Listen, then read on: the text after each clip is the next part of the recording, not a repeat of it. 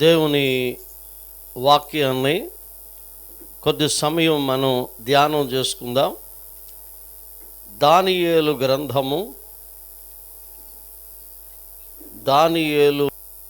గ్రంథాన్ని చూడండి. దానియేలు గ్రంథము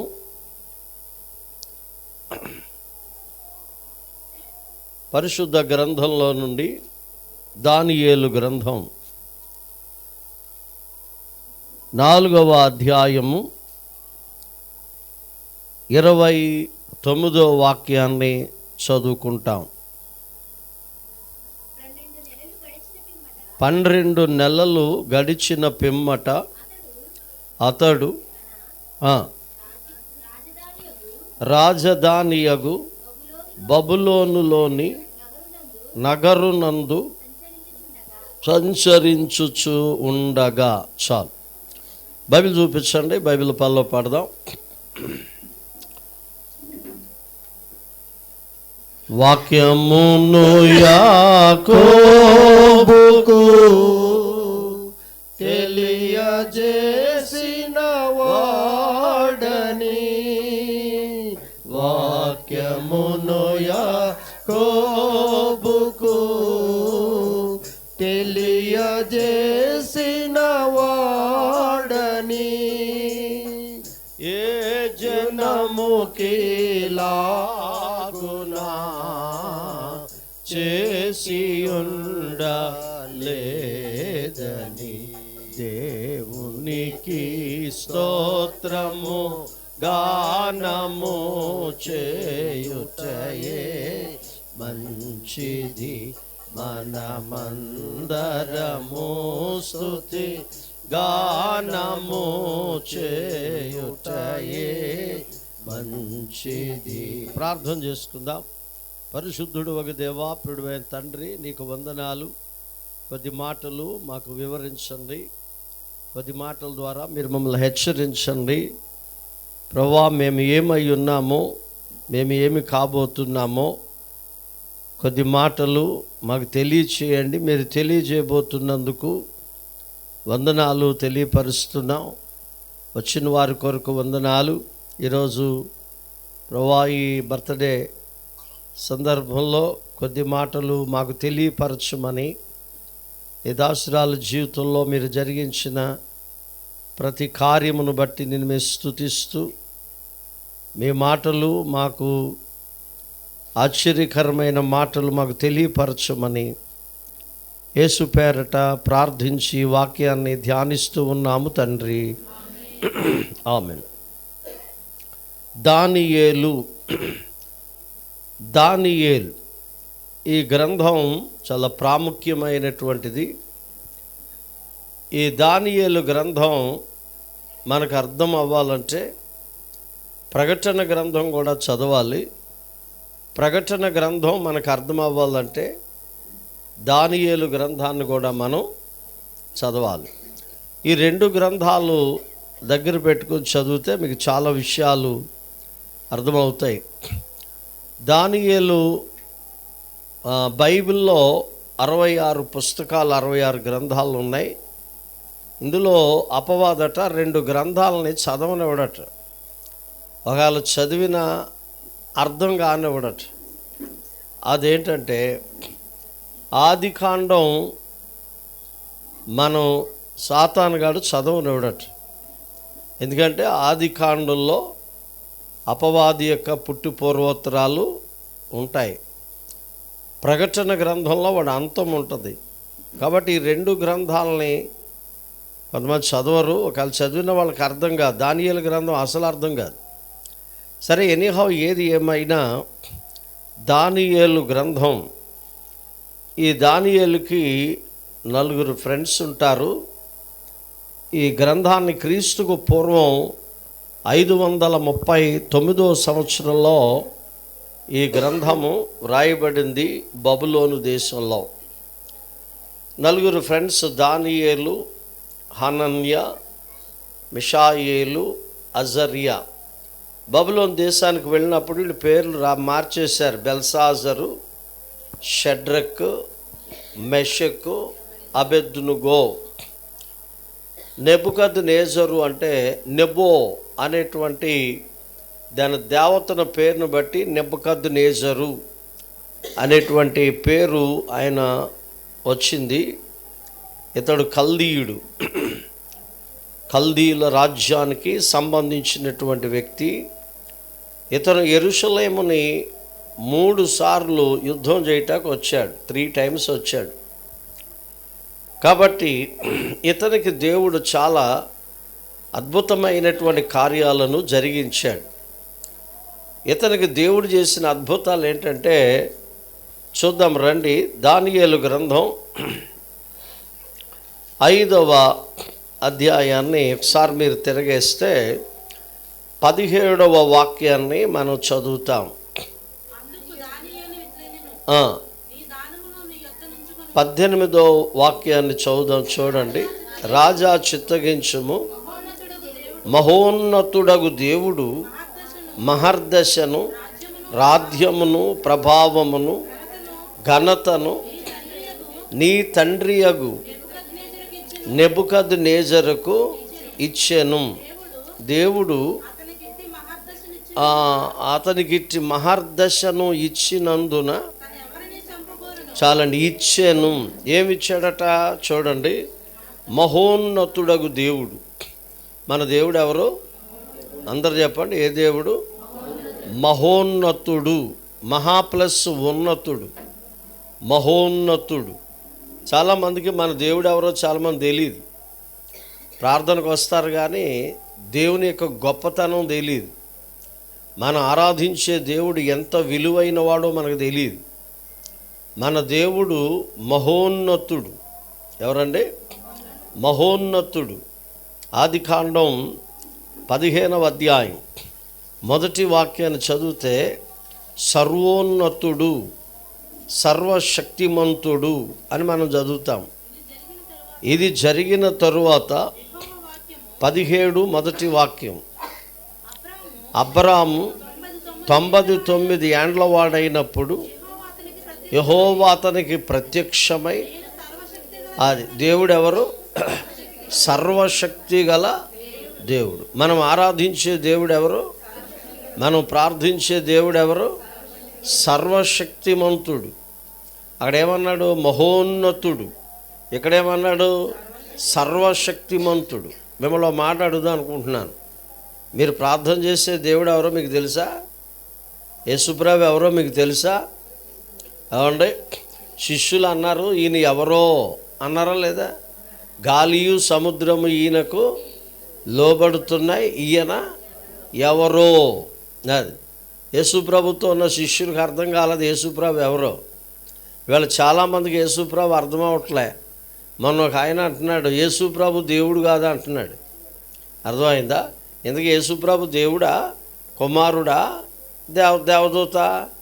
యేసుప్రభు ఎవరని అర్థమైంది మీకు? యేసుప్రభు దేవుడు, సర్వశక్తి గల దేవుడు. మూడోది దేవుడు యేసుప్రభు ఎవరు? అపోస్తల కార్యాల గ్రంథం 7వ అధ్యాయం. దయచేసి విషయాలు మనం చదువుతాం. అపోస్తల కార్యాల గ్రంథము 7వ అధ్యాయము 2వ వాక్యాన్ని చదువుదాం. అందుకు స్తెఫను చెప్పినదేమనగా, సహోదరులారా, తండ్రులారా వినండి. మన పితరుడైన అబ్రహాము హారానులో కాపురముండక మునుపు మెసొపొతేమియాలో ఉన్నప్పుడు, అది ఏ దేవుడు? మహిమగల దేవుడు. ముందుదే దేవుడు? ముందుదే దేవుడు? మహోన్నతుడైన దేవుడు. రెండోది ఏ దేవుడు? సర్వశక్తి గల దేవుడు. మూడోది ఏ దేవుడు? మహిమగల దేవుడు. మీ దేవుడు ఎవరు అంటే మీరు ఏం చెప్పాలా? మహిమగల దేవుడు. మహిమ అంటే ఏంటి? మహిమ అనే మాటకు అర్థం ఏంటి? ఓ గొప్పతనం. అవునా? 50వ కీర్తన 15లో ఎవరు రాశారంటే, ఆపత్కాలమున నీవు నన్ను గూర్చి మొర్రపెట్టుము, నేను నిన్ను విడిపిస్తాను, నీవు నన్ను మహిమపరుస్తావు. లాజరు ఉన్నాడా? మాట్లాడరేటండి. లాజరు ఉన్నాడా? చనిపోయాడు కదా, సమాధి చేశారా? ఎన్ని రోజులు అయింది? 4 రోజులు అయింది. యేసు ప్రభు వారు వచ్చి ఏమన్నాడు మార్తతో? నువ్వు నమ్మితే నా మహిమను చూస్తావు అన్నాడు. అంటే నమ్మితే నువ్వు దేవుని మహిమను చూస్తావు. ఇప్పుడు మార్త నమ్మిందా లేదా? నమ్మింది. ఇప్పుడు దేవుడు లాజర్ను బ్రతికించాడా లేదా? బ్రతికించాడు. అంటే దీని అర్థం ఏంటి? దేవుని మహిమను మనం చూడాలంటే మనం దేవుణ్ణి ఏం చేయాలా? నమ్మాలి. మిమ్మల్ని ఒక మాట అడుగుతాను, మీరు నమ్ముతున్నారా అమ్ముతున్నారా? ఏదో అన్నారు మీరు నమ్ముతున్నారా అమ్ముతున్నారా? నమ్మేక అమ్మారా, అమ్మేక నమ్మారా? ఇస్కరియోతు యోధ యేసు ప్రభువును నమ్మాడు, తర్వాత అమ్మాడు. ఈవేళ మనోళ్ళు ఎలక్షన్ వస్తే ఓటుకు డబ్బు తీసుకుని యేసు ప్రభుని ఏం చేస్తున్నారు? అమ్ముతున్నారు. అర్థమైందా? చేసే ఉద్యోగాల్లో యేసు ప్రభుని ఏం చేస్తున్నారు? అమ్ముతున్నారు. భక్సింగ్ గారి కాలంలో లంచం తీసుకుంటే దూరంగా పెట్టుకోడంట. ఆయన అసలు లోపల కూడా ఎంటర్ అవనిచ్చేవారు కాదట. ఆయన కాలంలో లంచం తీసుకోవడానికి జనం భయపడేవారట, లంచం ఇవ్వడానికి భయపడేవారట. ఇవాళేమో అలా లంచం ఇస్తున్నారు, ఇలా వచ్చి ప్రార్థన చేస్తున్నారు. మరి ఇదేం ప్రార్థన నాకు ఇప్పటికే అర్థం అవ్వలేదు. మరి మీకు ఏమైనా అర్థమైందేమో. లంచం ఇచ్చేవాడు దైవజనుడు ఎలాగవుతాడు? నా దగ్గరకు ఒక ఆయన వచ్చి, ఏమండి మీకు మ్యారేజ్ సర్టిఫికెట్ తీసుకొస్తాను, 25,000 ఇవ్వండి అన్నాడు. నేను 5 పైసలు ఇవ్వను, నువ్వు తెచ్చేలో అంటే దే అన్నా. డబ్బులు ఇవ్వకుండా రాదండి అన్నాడు. డబ్బులు ఇచ్చేదైతే నాకు వద్దన్నాను. మనం ఏం చేస్తాం చెప్పండి? ఒకవేళ నేను ఇస్తాను, గవర్నమెంట్ ద్వారా నాకు రిసీట్ ఇస్తానంటే ఇస్తాను అన్నా. ఏమంటే అదంతా ఒకప్పుడు రోజులు, ఇప్పుడు రోజులు మారిపోని అన్నాడు. రోజులు మారినా మాలాంటి వాళ్ళు ఏం చేయలేం, మారలేం. కాబట్టి నువ్వు ఆలోచన చేసుకోవాలి. దేవుణ్ణి నమ్మినవాడు ఇలాంటి అవినీతి పనులు మనం చేయలేం. కాబట్టి మీరు ఆలోచించుకోండి. మార్త, నువ్వు నమ్మితే నా మహిమను నువ్వు చూస్తావు అన్నాడు. తరకొచ్చు. నువ్వు నమ్మితే నా మహిమను ఏం చేస్తావు? నువ్వు చూస్తావు. కాబట్టి నువ్వు దేవుణ్ణి నమ్మాలి. అర్థమవుతుందా మీకు? ఎవరిని నమ్మాలా? మార్కు సువార్త 1వ అధ్యాయం 15వ వాక్యాన్ని చదువుదాం. మార్కు సువార్త 1వ అధ్యాయము 15వ వాక్యంలో ఈ విధంగా వ్రాశారు, చదువుదాం. కాలము సంపూర్ణమై ఉన్నది, దేవుని రాజ్యము సమీపించింది, మారు మనసు పొంది సువార్తను ఏం చేయమన్నాడు? నమ్మండి. పర్వాలేదు, సువార్తను ఏం చేయాలా? నమ్మండి. అది సువార్తను నమ్మండి. దేవుడు నీకు అద్భుతం చేస్తాడో చేయడో పక్కన పెట్టి, ముందు నువ్వు ఎవరు నమ్మాలా? సువార్తను నమ్మండి. ఏం పొందమన్నాడు? మారు మనసు పొందండి. మారు మనసు పొంది ఎవరిని నమ్మాలా? సువార్తను నమ్మండి. మీరు మారు మనసు పొందారా? నేను ప్రశ్న వేస్తున్నాను. నేను టీచర్ని అండి, అది వచ్చింది గొడవ. ఇప్పుడు ఆ తర్వాత పాస్టర్ గారు, నేను మ్యాథ్స్ టీచర్ని, రిటైర్డ్ అయిపోయిన టీచర్ కాదులేండి, మధ్యలో వచ్చాను నేను. అందుకే నాకు చిన్న ప్రశ్న వేయడం అలవాటు. మీరు అలాగే కూర్చుంటే నేను చెప్పలేను. మీరు మారు మనసు పొందారా అని అడిగాను నేను. అది మారు మనసు పొందారా, మాయి మనసు పొందారా? మీకు మారు మనసు వచ్చిందా, మాయి మనసు వచ్చిందా? మారు మనసు పొందిన వాళ్ళు చాలా తక్కువ మంది ఉన్నారు. ఏ మనసు ఉందని మారాలా?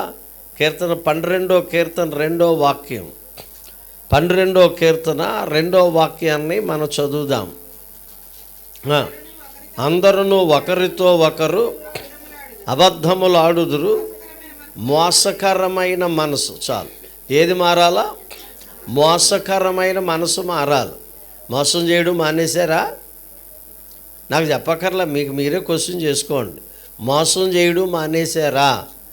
మానేస్తే మానేసినట్టు ఉంటుంది, మానకపోతే మా అన్నట్టు ఉంటుంది. నేనేదో బాగు చేసినంత మాత్రం నేను మారిపోయినని మీరు అనుకోక్కర్లేదు. మీరు ఏదో ప్రార్థనకు వచ్చినంత మాత్రాన్ని మీరు మారిపోయారని నేను అనుకోక్కర్లేదు. నువ్వు మారేవో లేదో నీకు తెలుస్తుంది, మారేవో లేదో నాకు తెలుస్తుంది. కాబట్టి ఏది మారాలా? మోసకరమైన మనసు మారాలి. అది మారినంతకాలం నువ్వు క్రైస్తవుడు కాదు. నువ్వు నిజంగా యేసు ప్రభు నీలో ఉంటే నువ్వు మోసం చేయలేవు. అర్థమైందా? నూరు అబద్ధాలు ఆడి ఏం చేయమన్నారు?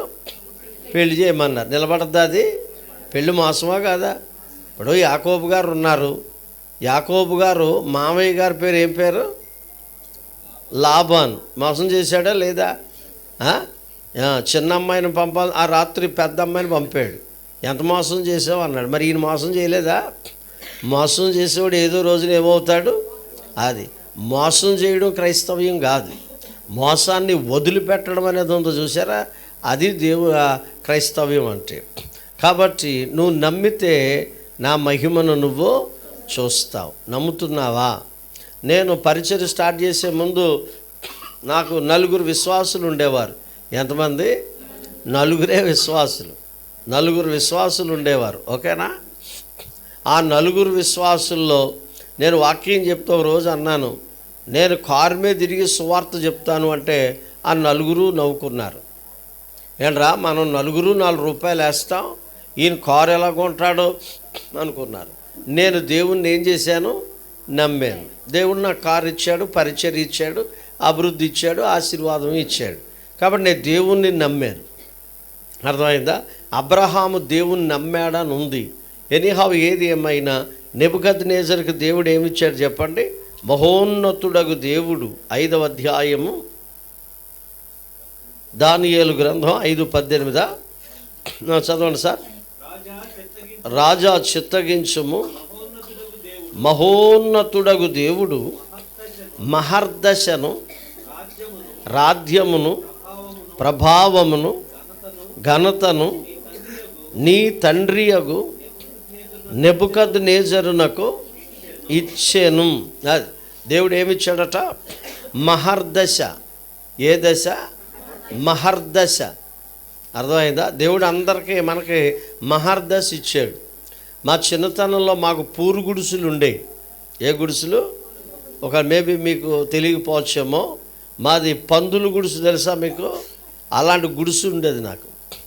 అది ఆ స్థితి నుండి దేవుడు నన్ను ఈ స్థితిలోకి తీసుకొచ్చాడు. అంటే ఏ దశ?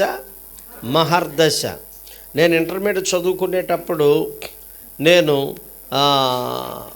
షర్ట్కి బటన్స్ లేకపోతే తాటాకు ఈనెలు తీసుకుని పళ్ళతో ఇటు ఇటు రంధ్రం చేసుకుని తాటాకు ఈనెలు దాన్ని ఏమంటారు కుట్టుకుని వెళ్ళిన సందర్భాలు ఉన్నాయి.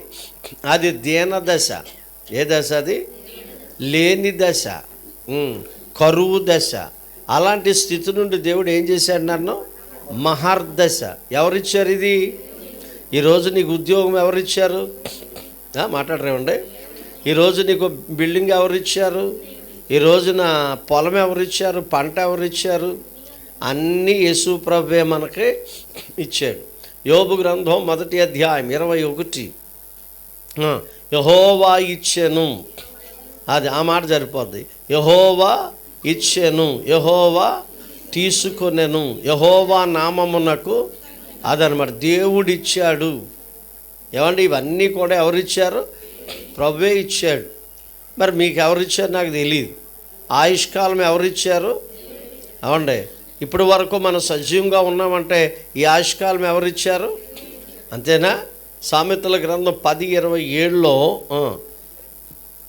నేను నీకు దీర్ఘాయువునిస్తాను, నువ్వు జీవించు సంవత్సరములు అధికమవుతాయి, యెహోవా యందు భయభక్తులు కలుగుండుట. 9వ అధ్యాయము చూడండి, 11వ వాక్యాన్ని చదువుదాం. నా వలన నీకు దీర్ఘాయువు కలుగును, నీవు జీవించు సంవత్సరములు అధికమవుతాయి అన్నాడు. నువ్వు జీవించే సంవత్సరాలు ఏమవుతాయి? అధికమవుతాయి. నాకు ఇప్పుడు 53వ సంవత్సరం రన్నింగ్. ఏమండి? నాకంటే మన పెద్ద నాకంటే ముందు వాక్యం చెప్పాడు. ఆయన పోనీ కనీసం అన్నయ్య గారు అన్నా బాగుండు, నాన్నగారు అన్నాడు ఆయన. ఆయనకేమో నేను అడిగాను, ఐ మీన్ మీ ఏజ్ ఎంత అయ్యగారు అన్నాడు. 53 రన్నింగ్ అన్నా. నాకు 49 అన్నాడు. ఆయనకి నాకు డిఫరెన్స్ ఎంత? ఓహో, 49కి 53కి డిఫరెన్స్ తెలీదా? 4 సంవత్సరాలు. ఇప్పుడు ఆయన నన్ను స్టేజ్ మీదకి పిలుస్తున్నాడు. ఇప్పుడు తండ్రి గారు వచ్చి వాక్యం చెప్తారు, మా నాన్నగారు వచ్చి వాక్యం చెప్తారు అన్నాడు. నేను మైకి పుచ్చుకుని ఒక మాట అన్నా, ఇంత పెద్ద కొడుకుని దేవుడు నాకు ఇచ్చినందుకు వందనాలు అన్న. మరి ఇంకేమంటాం? అలా అన్నమాట. కాబట్టి ప్రభు చెప్తున్నాడు, నువ్వు జీవించు సంవత్సరములు అధికమవుతాయి. మనం సంవత్సరాలని దేవుడే అధికం చేశాడు, అంతేనా? లేదా మనం అధికం చేసుకున్నామా? నేను ఎప్పుడో ఒకటి నమ్ముతాను, నేను ఎంతవరకు ఉండాలో దేవుని చిత్తం అంతవరకు ఉంటాను. నేను ఎన్ని మందులు వాడినా అంతవరకే ఉంటాను. నువ్వు బ్యాటరీలో వాచ్లో బ్యాటరీ వేస్తారు కదా, దాని మ్యానుఫ్యాక్చర్ డేట్ ఉంటుంది, తర్వాత ఉంటుంది కదా, ఆ డేట్కి అది అయిపోద్ది. అలాగే మనం తయారు చేసేటప్పుడే దేవుడు ముందుగానే ఇక్కడతో నీ పని ఎండ్ అవుద్దని చెప్పి ఉంటాడు. అప్పుడు దాకా నేను బతుకుంటాను. ఏమండి, టైం అయిపోయిన తర్వాత నేను వెళ్ళిపోతాను. నన్ను జీవించే సంవత్సరాలను దేవుడు ఏం చేశాడు? అధికం చేశాడు. ఓ సంవత్సరం ఇచ్చాడంటే నేనేమనుకుంటానంటే ఇలా అనుకుంటాను, నువ్వు ఇంకెక్కడైనా సరి చేసుకోవాలని దేవుడు ఓ సంవత్సరం ఏం చేశాడు? పొడిగించాడు. మన ద్వారా దేవుని కార్యాలు జరగాలని ఓ సంవత్సరం దేవుడు ఏం చేశాడు? పొడిగించాడు. అవునా? నువ్వు జీవించు సంవత్సరాలను దేవుడు ఏం చేస్తానన్నాడు? అధికం చేశాడు. ఈ సంవత్సరము కూడా ఉండనిమ్ము అన్నాడు. ఎనీహౌ, ఏది ఏమైనా మహర్దశను నెబుకద్నెజరుకి దేవుడు ఇచ్చాడు. రెండోది ఏమిచ్చాడు? ఘనతనిచ్చాడు. చూడండి, అది దానియేలు గ్రంథం 5వ అధ్యాయం 18. మీరు ఒకళ్ళ ఆ అధ్యాయాన్ని అలా పెట్టు కూర్చోండి. రాధ్యమును ప్రభావమును, అది మూడోది ఏమిచ్చాడు? ఘనత. నెబుకద్నెజరుకి దేవుడు ఏమిచ్చాడు? ఘనతనిచ్చాడు. ఘనత. మనందరికీ కూడా దేవుడు ఏమిచ్చాడు చెప్పండి? ఘనతనిచ్చాడు. ఎప్పుడు ఘనతనిస్తాడు? దేవుడు నిన్ను ఎప్పుడు గణపరుస్తాడు? మీరు నాకు ఏదో చెప్పాలి. అది నువ్వు దేవుణ్ణి గణపరిస్తే దేవుడు నిన్ను గణపరుస్తాడు. దేవుణ్ణి ఎలా గణపరచాలా? సామెతల గ్రంథం 3:9 దేవుణ్ణి ఎలా గణపరచాలో ప్రభు చెప్పాడు వాక్యం. నీ రాబడి అంతటిలోనూ ప్రథమ ఫలము నీ ఆస్తిలో భాగం ఇచ్చి యెహోవాను, అది మనకు బైబిల్ ప్రామాణిక గ్రంథం. కొంతమంది దేవునికి ఇవ్వండి అనేటప్పటికి ఎంత బాధ అయిపోద్దో. దేవుడు మాత్రం మనకి ఇవ్వాలి, మనం మాత్రం దేవునికి ఇవ్వవసరం లేదు. అది ఇక్కడ ఏమన్నాడు? నీ ఆస్తిలో భాగము ఇచ్చి దేవుణ్ణి ఏం చేయాలట? ఘనపరచండి. మళ్ళీ చదవండి, అది నీ రాబడంతటిలో ప్రథమ ఫలమా ద్వితీయ ఫలమా? మీరు నాకు ఏదో చెప్పండి, ప్రథమ ఫలమా ద్వితీయ ఫలమా? ప్రథమ ఫలం. అలాగే ఉంది, ఇందులో ఉందా? ప్రథమ ఫలం ఇవ్వాలా ద్వితీయ ఫలం ఇవ్వాలా? ప్రథమ ఫలం. ఎవరికి ఇవ్వాలా? హెజ్కేలు గ్రంథం 44:30 ఎవరికి ఇవ్వాలో బైబిల్లో రాశారు. హెజ్కేలు గ్రంథం 44:30 మీ ప్రతిష్టార్పణములన్నిటిలోనూ తొలిచూలు వాటన్నిటిలోనూ మొదటివియు, ప్రథమ ఫలములన్నిటిలోనూ మొదటివియు. అది ఎవరికి ఇవ్వాలట? మీ యాజకులు ఎవరు? మీ పాస్టర్ గారు ఎవరు? అది ఆ పాస్టర్ గారికి మీరు ఇవ్వాలి. మీ ప్రతిష్టార్పణములన్నిటిలోనూ, రెండోది తొలిచూలు వాటన్నిటిలోనూ మొదటివియా. తర్వాత అక్కడ ఏముందో చదవండి, నాకు చూస్తారు, అందులో ఉంది కదా, చదవండి. ప్రథమ ఫలములన్నిటిలో మొదటివియు, ప్రథమ ఫలములన్నిటిలో మొదటివియు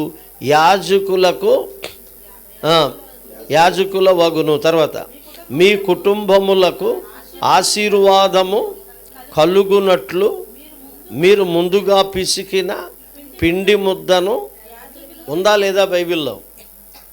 ఇప్పుడు వాళ్ళు ఎట చూసిన సోషల్ మీడియాలో ఏమవుతుందంటే దశమ భాగం బ్యాచ్ ఎక్కువైపోయింది అంటున్నారు. బైబిల్లో ఉంది, దశమ భాగం దేవుని సొమ్ము. నువ్వు ఇస్తే ఇవ్వచ్చు, ఇవ్వకపోతే ఇవ్వకపోవచ్చు, అది నీ ఇష్టం. మాస్టర్ ఏం చెప్తారు? పాఠం చెప్తాడు. నేను మ్యాథ్స్ టీచర్గా ఉంటే మ్యాథ్స్ చెప్పేవాడిని. ఆడు చదువుకుంటే పాస్ అవుతాడు, చదువుకోకపోతే అంతే. ఇందులో ఉన్నది చెప్పడం మా ధర్మం, అంతే. నువ్వు చేసావనుకో, ప్రథమ ఫలం ఇమ్మని దేవుడు చెప్పాడు, దశమ భాగం దేవుని సొమ్ము అని చెప్పాడు. కొత్త నిబంధన వచ్చేటప్పటికి ఏమన్నాడు? అభివృద్ధి పొందిన కొలది ఇమ్మన్నాడు. సణుగు కొనకయు, రెండోది బలవంతంగా కాకయు నిశ్చయించుకున్న ప్రకారం ఇయ్యి. ఇందులో నిన్ను ఇబ్బంది పెట్టేది ఎవరు? పాస్టర్ గారు దశమ భాగాలు తినమరిగి ఇదేంటి దేవుడు చెప్పాడు ఎమ్మా నీతే లేకపోతే లేదు. దానికి ఎవరేం చేస్తారంటే ఇప్పుడు డాక్టర్ గారి దగ్గరికి వెళ్ళావు, రోగం ఏంటో చెప్తాడు, దాని సొల్యూషన్ చెప్తాడు. టాబ్లెట్ చేసుకున్నావు అనుకో ఏమవుతుంది? రోగం తగ్గుద్ది. ఒకవేళ వేసుకోలేదనుకో ఎక్కువ అవుద్దా తగ్గదా? జ్ఞాపకార్థకోవటం అవుద్ది. ఇక అంతకంటే ఏమవుద్ది? అవునా కదా? రియల్గా లిటరల్గా చెప్పండి మీరు. అవునా? ఇది కూడా అంతే. ఇచ్చేవనుకో ఆశీర్వాదం వద్ది, ఇవ్వలేదనుకో అంతే. ఎవరేం చేయగలరు? అంచేత ఘనతనిచ్చాడు అని ఉంది. ఎవరికి ఇచ్చాడు దేవుడు ఘనతనే? అది నెబుకద్నెజరుకు దేవుడు ఏమిచ్చాడు? ఘనతనిచ్చాడు. ఏం చేస్తే ఘనత వస్తుంది? రాబడంతటిలో ప్రథమ ఫలం ఆస్తిలో భాగం ఇచ్చి దేవుణ్ణి ఏం చేయాలా? ఘనపరచు. మాటల ద్వారా ఘనపరిస్తే ఏం ప్రయోజనం? అంతేనా? నాకు ఆకలి అవుతుంది, ఓ పాస్టర్ గారు ఆకలి అవుతుందా? ఆకలి అవుతుందా అంటే నాకు ఆకలి తీరద్దా? మరి ఏం చేయాలి ఇప్పుడు మీరు? కనీసం కాఫీ సొక్క టీ సొక్క ఇస్తే కొంతసేపు ఆగుద్ది. అవునా? పాస్టర్ గారు ఆకలి అవుతుందా? అయ్యయ్యో ఆకలి అవుతుందా అంటే నా మీద జాలి పెడితే నాకేం కలిసి వద్ది? అవునా? ఓ భోజనం పెట్టారనుకోండి ఆకలి తీరదు. దేవా స్తోత్రం. స్తోత్రం అంటే ఏం ప్రయోజనం? నీ రాబడి అంతట్లో ప్రథమ ఫలం ఇచ్చి దేవుణ్ణి ఏం చేయాలా? అది అలా చేయాలి. భక్తి ఎలా చేయాలో బైబిల్లో చెప్పాడు. అది మానేసేసి నేదో నేను చేస్తున్నానంటే ఎలాగవుతుంది? ఇప్పుడు గవర్నమెంట్ వాడు క్వశ్చన్ ఇచ్చాడు, క్వశ్చన్ తగ్గ ఏమివ్వాలా? ఆన్సర్ రాయాలి. అంతేనా? ఇప్పుడు నేను కుర్రగాడిని అడిగాను, A+B² సూత్రం చెప్పరా బాబు అన్న. ఆడు A+B² సూత్రమా? A+B² సూత్రమేనా అంటున్నాడు. అది చెప్పట్లేదు. ఎందుకని? అడుగు రాదు. క్వశ్చను నాదే. మీరు వింటున్నారా? బురకెక్కుతుందా? పర్వాలేదా? క్వశ్చన్ నాదే, జవాబు నాదే. తెలగా ఇప్పుడు నీది 10th క్లాసు, నీకు 10th క్లాసు మ్యాథ్స్ ఇచ్చాడు అనుకోండి, నువ్వు చెయ్యాలి. కానీ అవుట్ ఆఫ్ సిలబస్ ఇచ్చాడు అనుకోండి, మార్కులు గవర్నమెంట్ వాడు కలుపుతాడు. అర్థమైందా? ఇది సిలబస్. ఇది మన బైబిలే మనకేంటి చెప్పు, ఇందులో ఎలా ఉందో నువ్వు చదవాలి, దాని ప్రకారం చెయ్యాలి. అంతేగాని నేను భక్తురాల్ని, నేను భక్తిపరుణ్ణి, నీ భక్తి బైబిల్ సరిపోవాలి. అవునా? అలాగే ప్రభు ఏమంటున్నాడు? మహర్దశ ఇచ్చాడట, రెండోది ప్రభావం ఇచ్చాడట, మూడోది ఏమిచ్చాడు? ఘనతనిచ్చాడు. మూడోది ఏమిచ్చాడు ఆయన? ఘనత. ఎప్పుడు దేవుడు ఘనతనిస్తాడు? ఆయన్ని ఘనపరిచినప్పుడు మనల్ని కూడా దేవుడు ఏం చేస్తాడు? ఘనపరుస్తాడు. ఓకే, మీకు అర్థమైంది కదా? నెబుకద్నెజరుకు ఇంకా దేవుడు ఏం చేశాడు చూద్దాం రండి. 5వ అధ్యాయంలో ఆ విషయాన్ని మనం చదువుతాం. మహోన్నతుడగు దేవుడు మహర్దశ రాజ్యము ప్రభావము ఘనతను నీ తండ్రి అగు నెబుకద్నెజరుకి ఇచ్చాను. అది దేవుడిచ్చాను. అర్థమైందా? ఇంకేమిచ్చాడు? ఇర్మియా గ్రంథం 27వ అధ్యాయం. బైబిల్ దగ్గరకు వద్దాం రండి. ఇర్మియా గ్రంథము 27వ అధ్యాయాన్ని ఒకసారి మీరు తిరగేయండి. 5వ వాక్యాన్ని చదువుదాం. అధిక బలము చేతను చాచిన బాహు చేతను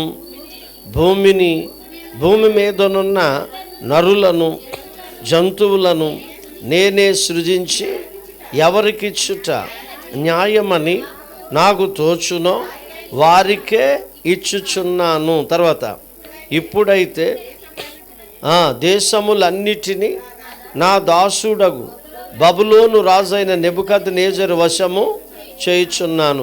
ఇప్పుడైతే దేశములన్నిటినీ అన్నాడు. నెబుకద్నెజరు పాలనలో ఎన్ని దేశాలు ఉన్నాయో అన్ని దేశాలని ఎవరికి ఇచ్చాడు? నెబుకద్నెజరుకి ఇచ్చాడు. నెబుకద్నెజరు క్రైస్తవుడా అన్యుడా?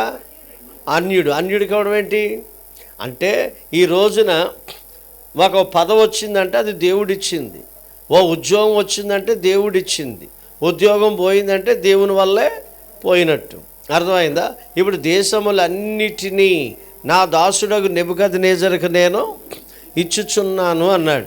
నెబుకద్నెజరు క్రైస్తవుడు కాదు, పోనీ యూదుడు కాదు, ఇశ్రాయేలు కాదు, ఎవరైనా ఓ కల్దీయుడు. అర్థమైందా? కల్దీయుడు అయినటువంటి నెబుకద్నెజరుకి దేవుడు రాజ్యాలన్నీ కూడా ఏం చేశాడు? దేశాలన్నీ కూడా ఇచ్చాడు. ఇప్పుడు ఇంకో మాట చదువుదాం. రాజుల 2వ గ్రంథం 5వ అధ్యాయం 1వ వాక్యాన్ని చదువుదాం. నయమాను గురించి రాశారు. సిరియా రాజు అయిన సైన్యములకు అధిపతి అయిన నయమాను అను ఒకడు ఉండెను. అతని చేత యెహోవాయే సిరియా దేశమును జయము కలుగు చేసి ఉండెను గనుక. చాలండి. యెహోవాయే అతనికి ఏమిచ్చాడట? ఇప్పుడు నయమాన్ ఎవరు? యూదుడా?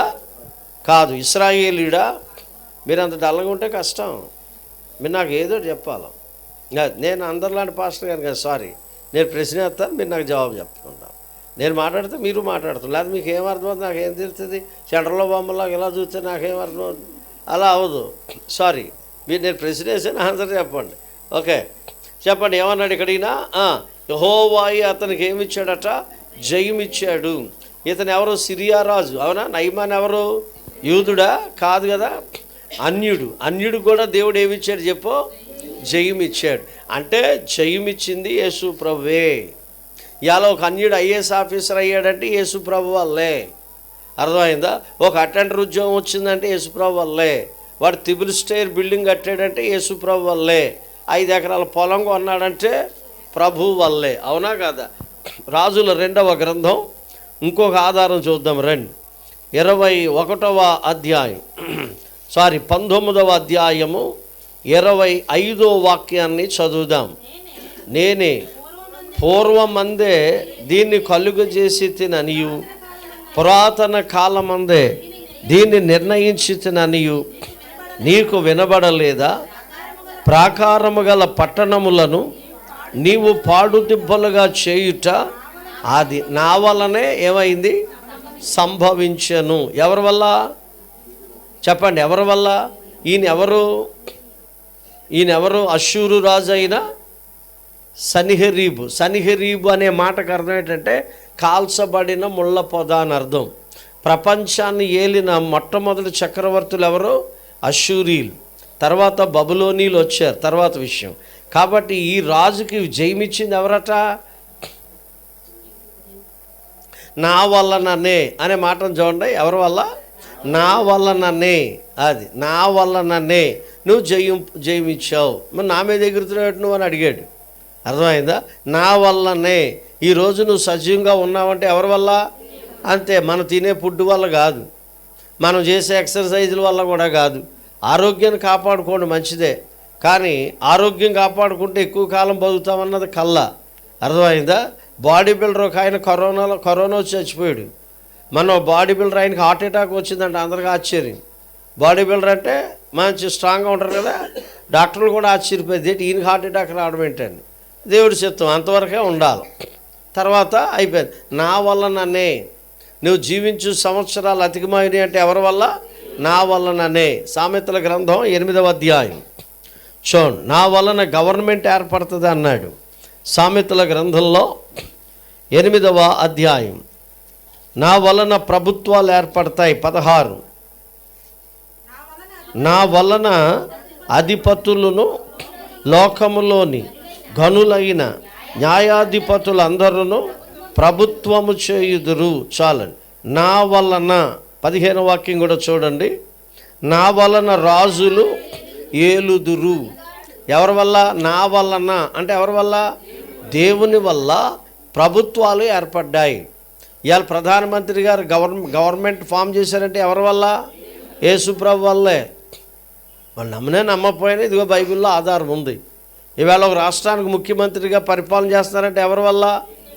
ఈరోజు నీకు మంచి గ్రూప్ 1 ఆఫీసర్ అయ్యారంటే ఎవరి వల్ల? నువ్వు చేసే దాన ధర్మాల వల్ల కాదు. అర్థమైందా? నా వల్లననే. ఇది ఇక్కడ రాశాడు చూడు, నా వల్లననే.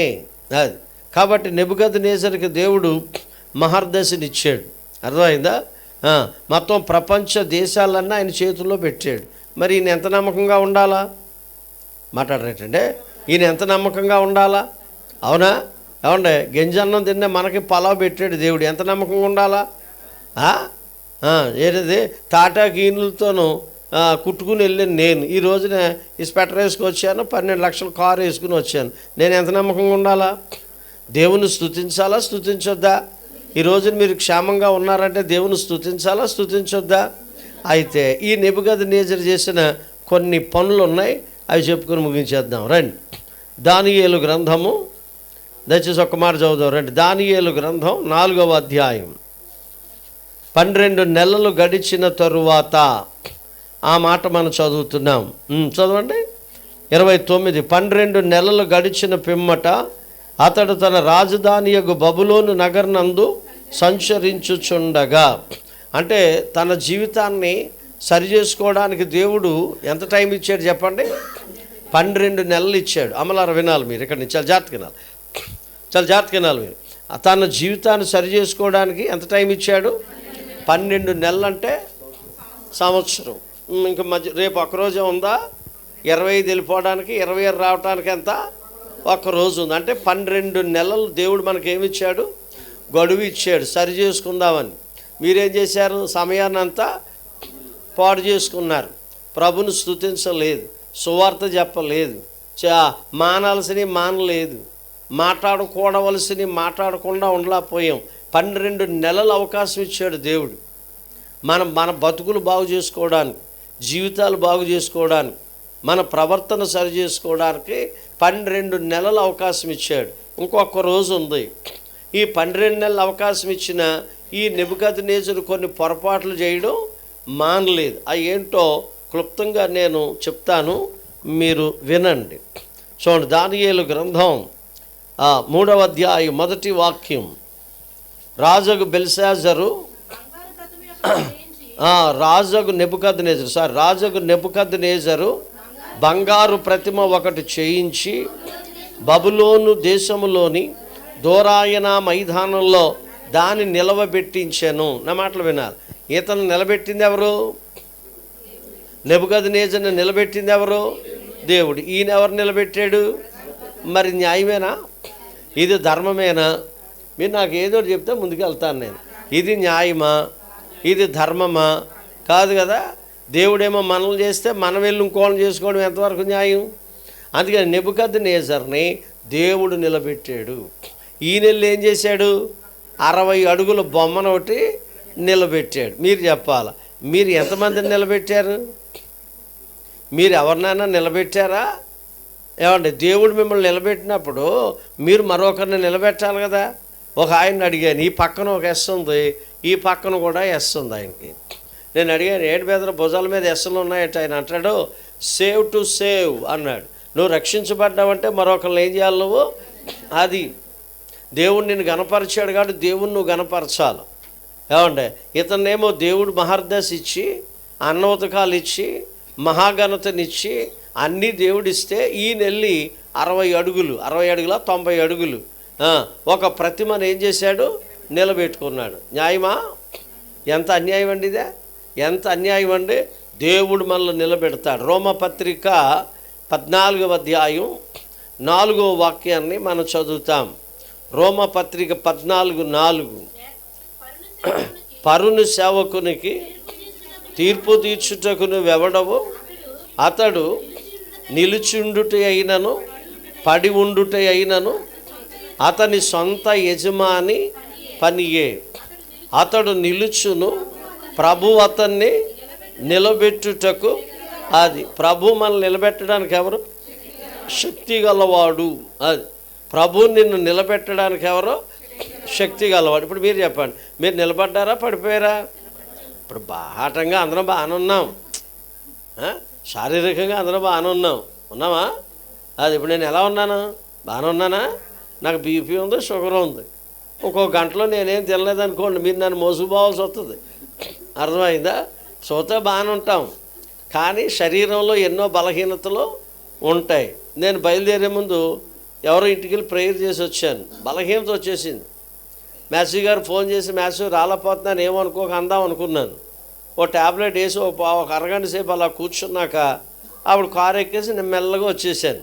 ఏమో ఈ ద్వారా ఈరోజు ఏ వాక్యం ద్వారా ప్రజలు బలపడతారో ఎవరికి తెలుసు? అవునా?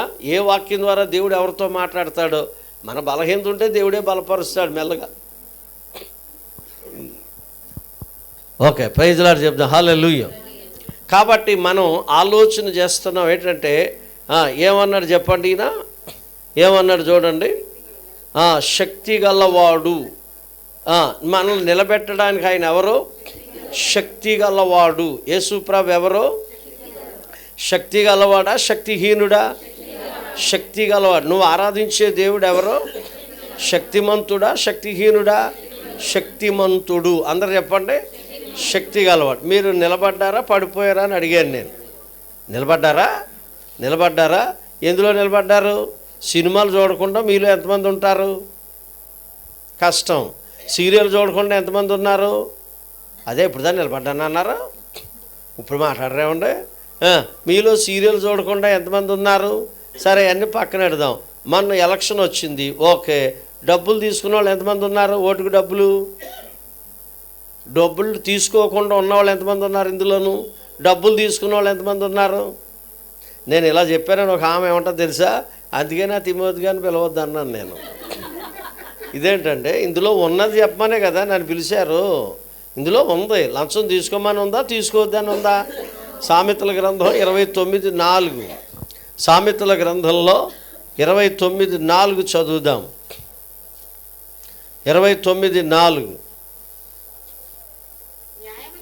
న్యాయము జరిగించుట వలన రాజు దేశమునకు క్షేమము కలుగు చేయును. లంచం పుచ్చుకోకుండా లంచం పుచ్చుకునేవాడు దేశాన్ని, ఇప్పుడు మీరు చెప్పండి, మీరు దేశాన్ని బాగు చేస్తారా పాడు చేస్తున్నారా? మరి మన క్రైస్తవులు ఏంటి? నువ్వు లంచం తీసుకున్నావంటే పడిపోయావని అర్థం. నువ్వు లంచం పుచ్చుకున్నావంటే నీలో క్రీస్తు లేడని అర్థం. నువ్వు ఒక సీరియల్ చూసావంటే నువ్వు ప్రమాదంలో ఉన్నావని అర్థం. ఓకేనా? మీరు నిలబడ్డారా పడిపోయారా? 1 కొరింథీ పత్రిక 10:12 తాను నిలుచున్నానని తలంచుకొని వాడు పడకుండునట్లు చదవండి. అది 10:12. తాను నిలుచున్నానని తలంచుకొనివాడు పడకుండునట్లు జాగ్రత్తగా ఏం చేయమన్నాడు? చూసుకోండి. ఎందులో జాగ్రత్త? మీరు ఏదో చెప్పండి. ఎందులో జాగ్రత్త? పడిపోకుండా జాగ్రత్త. మనం ఎందులో జాగ్రత్త పడుతున్నాం? ఒక్క తెల్లింటికి కానీ కనపడ్డదంటే గోరుంటాకి వేస్తాం. దానికి వెంటనే రంగు తెచ్చి దాన్ని ఏం చేయాలి? ఇప్పుడు మా ఊరికి ఒక పాస్టర్ గారు వచ్చాడు. ఆ పాస్టర్ గారికి నేను పాంప్లెట్ తాకెళ్ళా. ముసలాయన గేటు దగ్గర కూర్చున్నాడు. సార్ ఇక్కడ పలానా పాస్టర్ గారు ఉండాలి, ఎవరండి అంటే, మీరు ఎందుకు వచ్చారని అన్నాడు. మీటింగ్ పాంప్లెట్ ఇద్దామని వచ్చానంటే, ఆ పాస్టర్ గారు నేనే, నాకు ఇవ్వండి అన్నాడు. ఇదేంటంటే మా ఊరు వచ్చినప్పుడు ఇలా లేరు, మీరు ఏంటి ఇలాగ ఉన్నారంటే, మీ ఊరు వచ్చేప్పుడు రంగు వేసాను, ఇప్పుడు రంగులే చెప్పు అన్నాడు. అంతే తేడా. అర్థమైందా? అందులోన మన జాగ్రత్త. మాట్లాడరేమండి? మీరు తీసుకునే జాగ్రత్త అదేనా? మిమ్మల్ని ఎవరు కూడా ఆంటీ అనకూడదు. అన్నారే అయిపోయినట్టే. కాబట్టి అది కాదు జాగ్రత్త. నిలబడ్డావు కదా, ఏం చేయకూడదు? పడిపోకుండా జాగ్రత్త. ఇది నేనన్నది కాదు, ఇందులో రాశాడు. అర్థమైందా? పడిపోయే ప్రమాదం ఉంది కాబట్టి దేవుడు ఏమన్నాడు? జాగ్రత్త. అంచేత బైబిల్ మనకేం చెప్తుందంటే, నెబుకద్నెజరుని దేవుడు నిలబెడితే నెబుకద్నెజరు వెళ్ళి 90 అడుగుల ప్రతిమను ఏం చేశాడు? నిలబెట్టాడు. అర్థమైందా?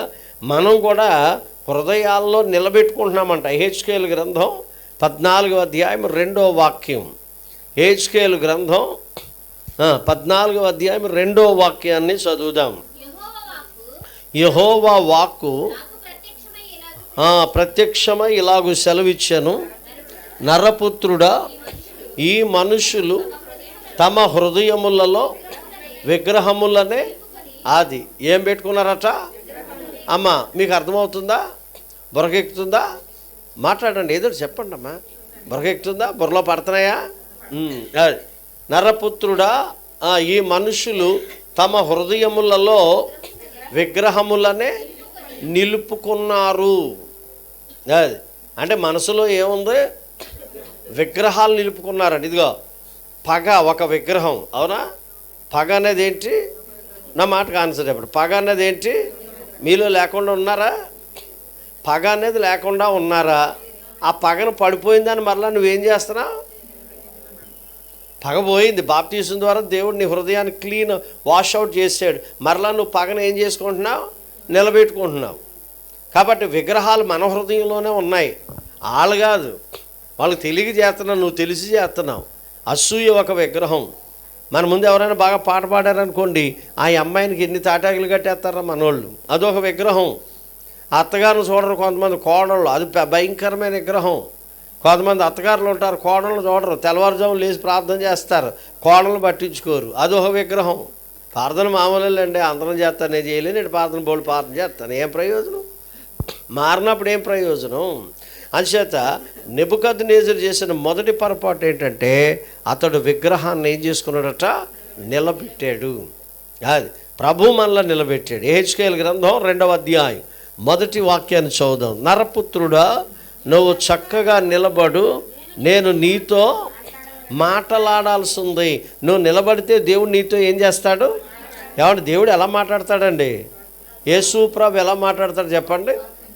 కళల ద్వారా, దర్శనం ద్వారా, ఎక్కువగా దేవుని వాక్యం ద్వారా దేవుడు మనతో ఏం చేస్తాడు? మాట్లాడతాడా? మాట్లాడ్డా? ఇప్పుడు ఈ వాక్యం చదువుతున్నావు అంటే దేవుడు నీతో ఏం చేస్తున్నాడు? మాట్లాడుతున్నాడు. దేవుడు నాతో మాట్లాడుతున్నాడు, ప్రభు నాతో మాట్లాడుతున్నాడు. తిమోతి గారు కాదు, తిమోతి గారు ఎక్కడి నుంచి మాట్లాడుతున్నాడో? బైబిల్ నుంచి మాట్లాడుతున్నాడు. బైబిల్ వాక్యం ఎవరిది? దేవుడిది. కానీ దేవుడు నీతో మాట్లాడుతున్నాడు. నరపుత్రుడా, నువ్వు చక్కగా నిలబడు. ఇప్పుడు అడుగుతున్నాడు, మీరు నిలబడ్డారా? నేను నీతో మాట్లాడతాను అన్నాడు ఆయన. ఎప్పుడైనా ప్రభు నీతో మాట్లాడా? ఏమండి? ఆదివారం వాక్యం వింటాం, ఎక్కడి నుంచి బాగానే ఉంటుంది, బయటికి వెళ్ళిన తర్వాత మళ్ళీ తదా ప్రజలాగా ఉంటున్నాం. అంచేత నెబుకద్నెజరు చేసిన మొదటి పొరపాటు ఏంటంటే చెప్పండమ్మా, అతడు ప్రతిమను ఏం చేశాడట? నిలబెట్టుకున్నాడు. ఈ తప్పు మీలో ఎవరికైనా ఉందా? అలాగైతే నువ్వు సరి చేసుకోవడానికి 12 నెలలు దేవుడు నీకు ఏమిచ్చాడు? అవకాశం ఇచ్చాడు. 12 నెలలు బట్టి దేవుడు అవకాశం ఇచ్చాడు.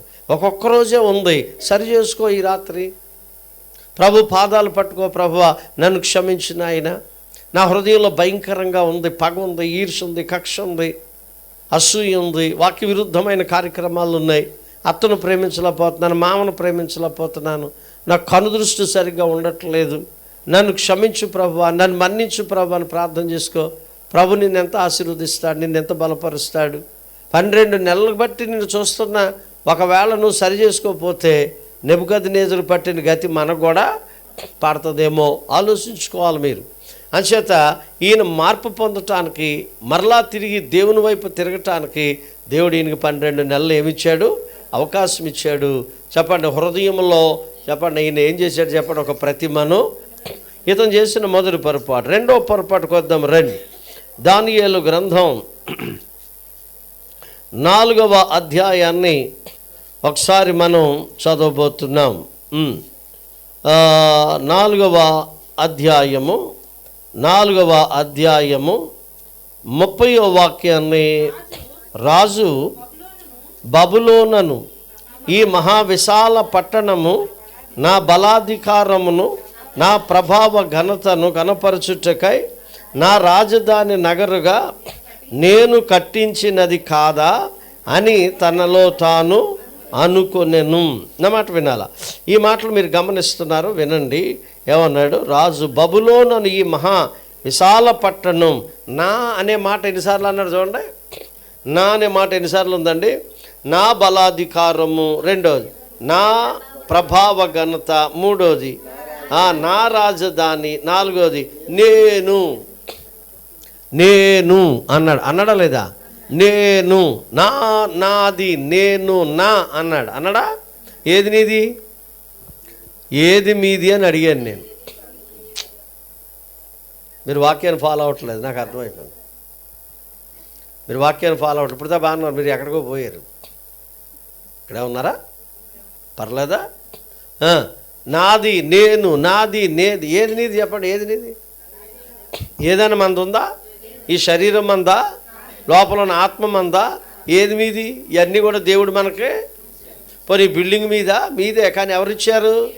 దేవాన్న నాకు ఇచ్చిన బిల్డింగ్ని బట్టి వందనాలు అన్నారు, కానీ నాది అంటే గడ్డి తిన్నాడా? ఏది నీది కాదు, ఇదంతా దేవుడిచ్చిందే. అవునా? దేవుడిచ్చాడు.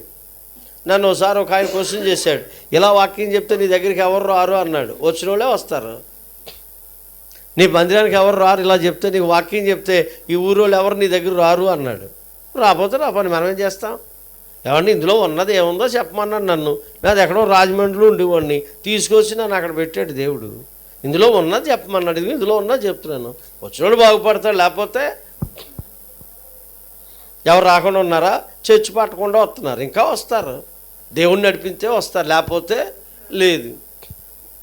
ఇద్దరు ముగ్గురు సలహా చెప్పారు, మీరు చెప్పే దాంట్లో కొంచెం తగ్గించుకుంటే చూసి చూడనట్టు కుదిలితే పాస్టర్ గారు చాలా బాగుంటుంది. చూసి చూడనట్టు డాక్టర్ వదిలేస్తాడా? మాట్లాడరేమండి. ఓ డాక్టర్ గారు చూసి చూడనట్టు కుదిలేస్తాడా? ఓ మాస్టర్ చూసి చూడనట్టు కుదిలేస్తాడా? డాక్టరు మాస్టర్ చూసి చూడనట్టు వదిలినప్పుడు పాస్టర్ గారికి ఎందుకు వదిలేలా? చూసి చూడనట్టు వదిలేస్తే నువ్వు పరలోకం వెళ్తావా? దేవుని రాజ్యంలో ఉంటావా? సరే, నేను చూసి చూడనట్టు కుదిలేశాను, నన్ను దేవుడు చూసి చూడనట్టు కుదిలేస్తాడు పైన తోదీశారా ఎండ్రైడా? యేసు ప్రభుకు మొహమాటం లేదని ఉంది బైబిల్లో. మాకు మొహమాటం ఇందులో ఉంది. మారితే మారు, లేకపోతే లేదు. అవునా? ఏం రాశాడు ఇందులో? మనం ఏం చదివాం? నెబుకద్నెజరు ఏమన్నాడు? నేనంటే ఆయన గారికి ఏమొచ్చేసింది చెప్పండి? గర్వం. నేను లేకపోతే ఈ తిరుపతిలో ఏదిదే ఈ మందిరం ఎలా నడుస్తుందో చూస్తాను. నువ్వు లేకపోతే నీ తాతలాడు ఇంకొకడు ఉంటాడు. అవునా? ఒక ఆమె నాకు దశంభాగం ఇచ్చింది, ఇంత పొట్లం. దశంభాగం తీసుకోండి పాస్టర్ గారు అంత. అలాగా అది బ్యాగ్లో పెట్టుకుని వచ్చాను.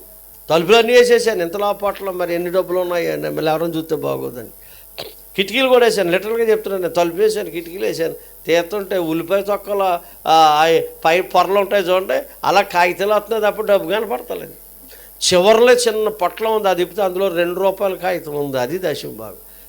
ఆవిడ అంటది, నేను దశంభాగం ఇవ్వకపోతే ఈయన ఎలా బతుకుతాడు? ₹2 దశంభాగమా? ఇక నువ్వు ఇవ్వకపోతే నాకు దేవుడు కానుకే ఇవ్వడా?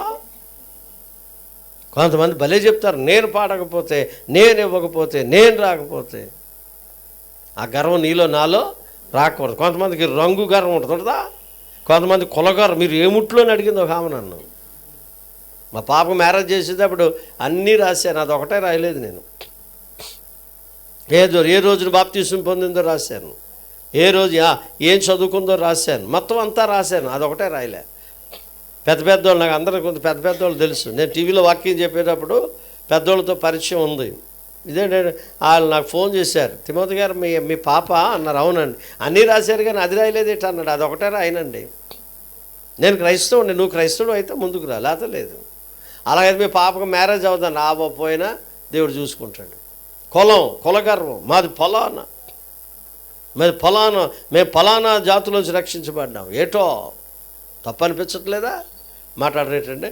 మ్యారేజ్లో కుక్క బుద్ధి అట మొక్క దగ్గర తెలుస్తుందట. కుక్క బుద్ధి ఎక్కడ తెలుస్తుంది? మొక్క దగ్గర. క్రైస్తవుల బుద్ధి ఎక్కడ తెలుస్తుంది? మ్యారేజ్లో తెలిసిపోద్ది. పాప మా పాపేనా, మా అమ్మాయేనా, ఆ అబ్బాయి మా ఓడేనా?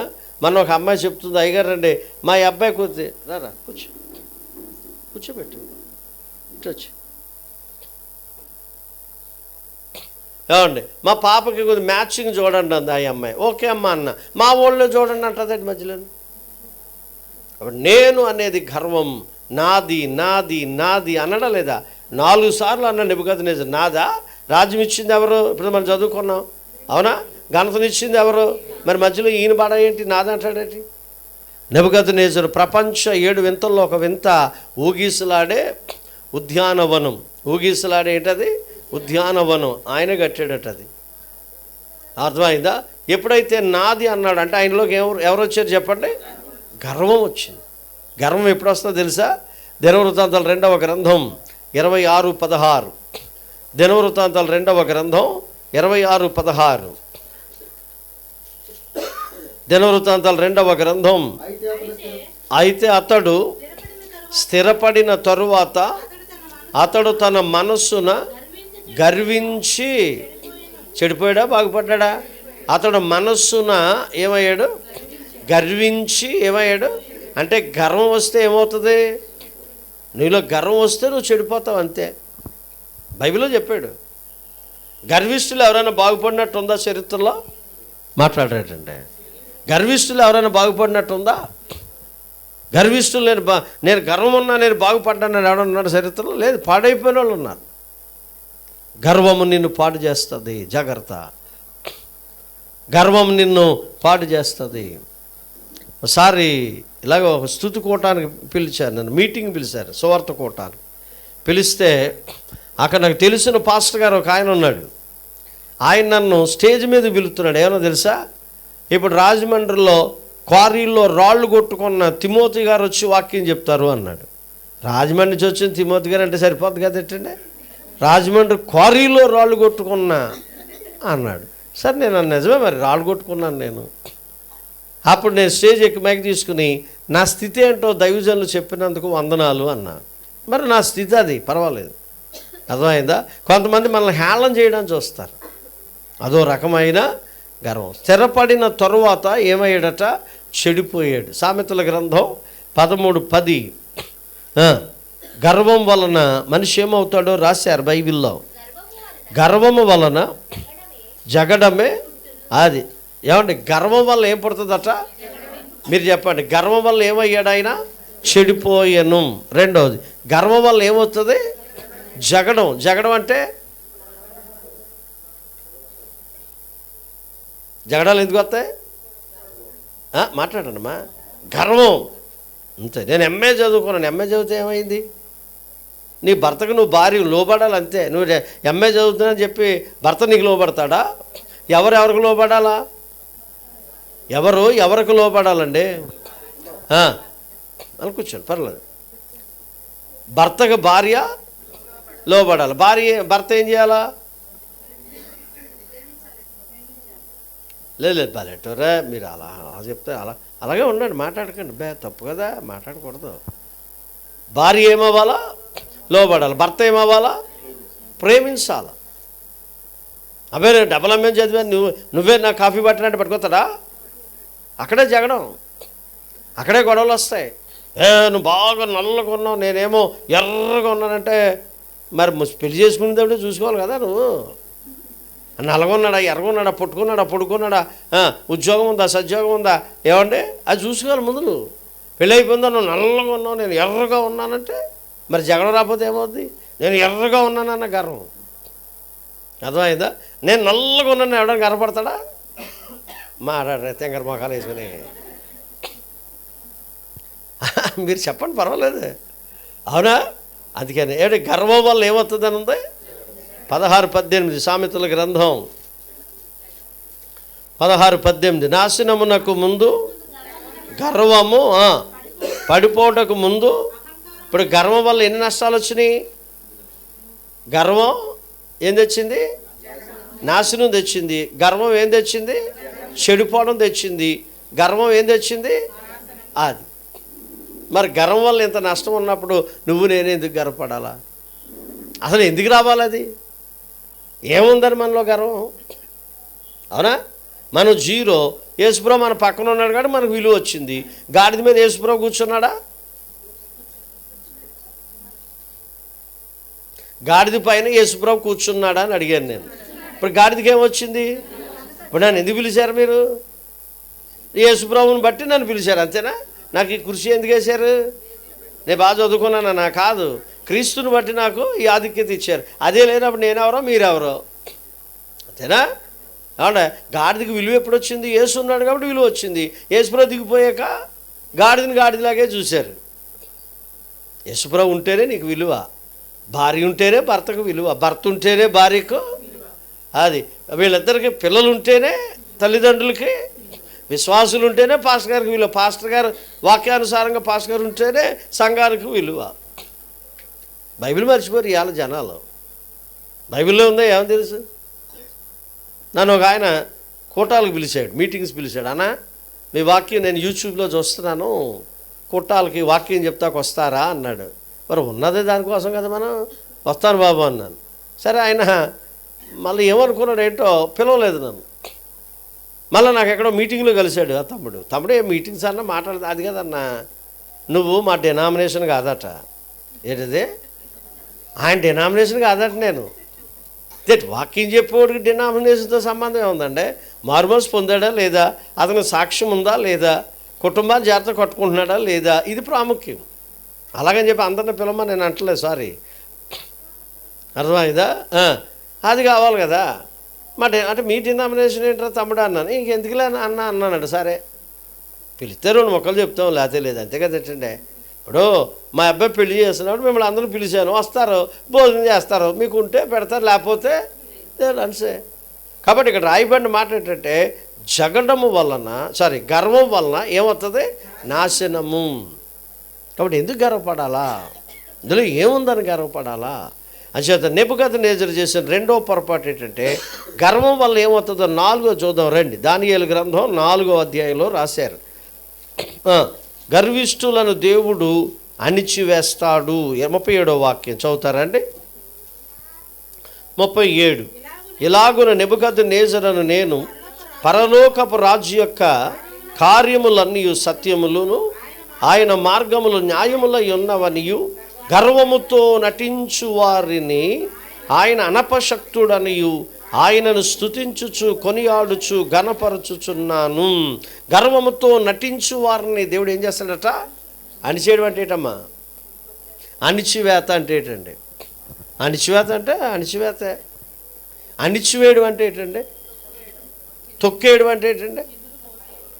ఇది ఎలా ఉంది, ఇది ఇలా కిందకు నొక్కేయడం ఏమంటారు దాన్ని? అణిచివేత. గర్వంతో నటించు వారిని దేవుడు ఏం చేస్తాడట? అణిచేస్తాడు. నెబుకద్నెజరును దేవుడు అణిచేయడా లేదా? మీరు కూడా చెప్పండి, మీరు ఎదుగుతున్నారా? అణిచివేతకు గురవుతున్నారా? మీరు ఎదుగుతున్నారా? అణిగిపోతున్నారా? కాబట్టి గర్వం చాలా ప్రమాదం. కాబట్టి నెబుకద్నెజరు గారు చెప్పండి, 1 విగ్రహాన్ని నిలబెట్టి, 2ది గర్వపడ్డాడా లేదా? ఇతను మరలా ఆ గర్వం నుంచి బయటకు రావడానికి దేవుడు ఎంత టైం ఇచ్చాడు? సంవత్సరం ఇచ్చాడు. అదే చెప్తున్నాను, సంవత్సరం ఇచ్చాడు దేవుడు. నేను గర్వం నుంచి బయటకు వస్తావని.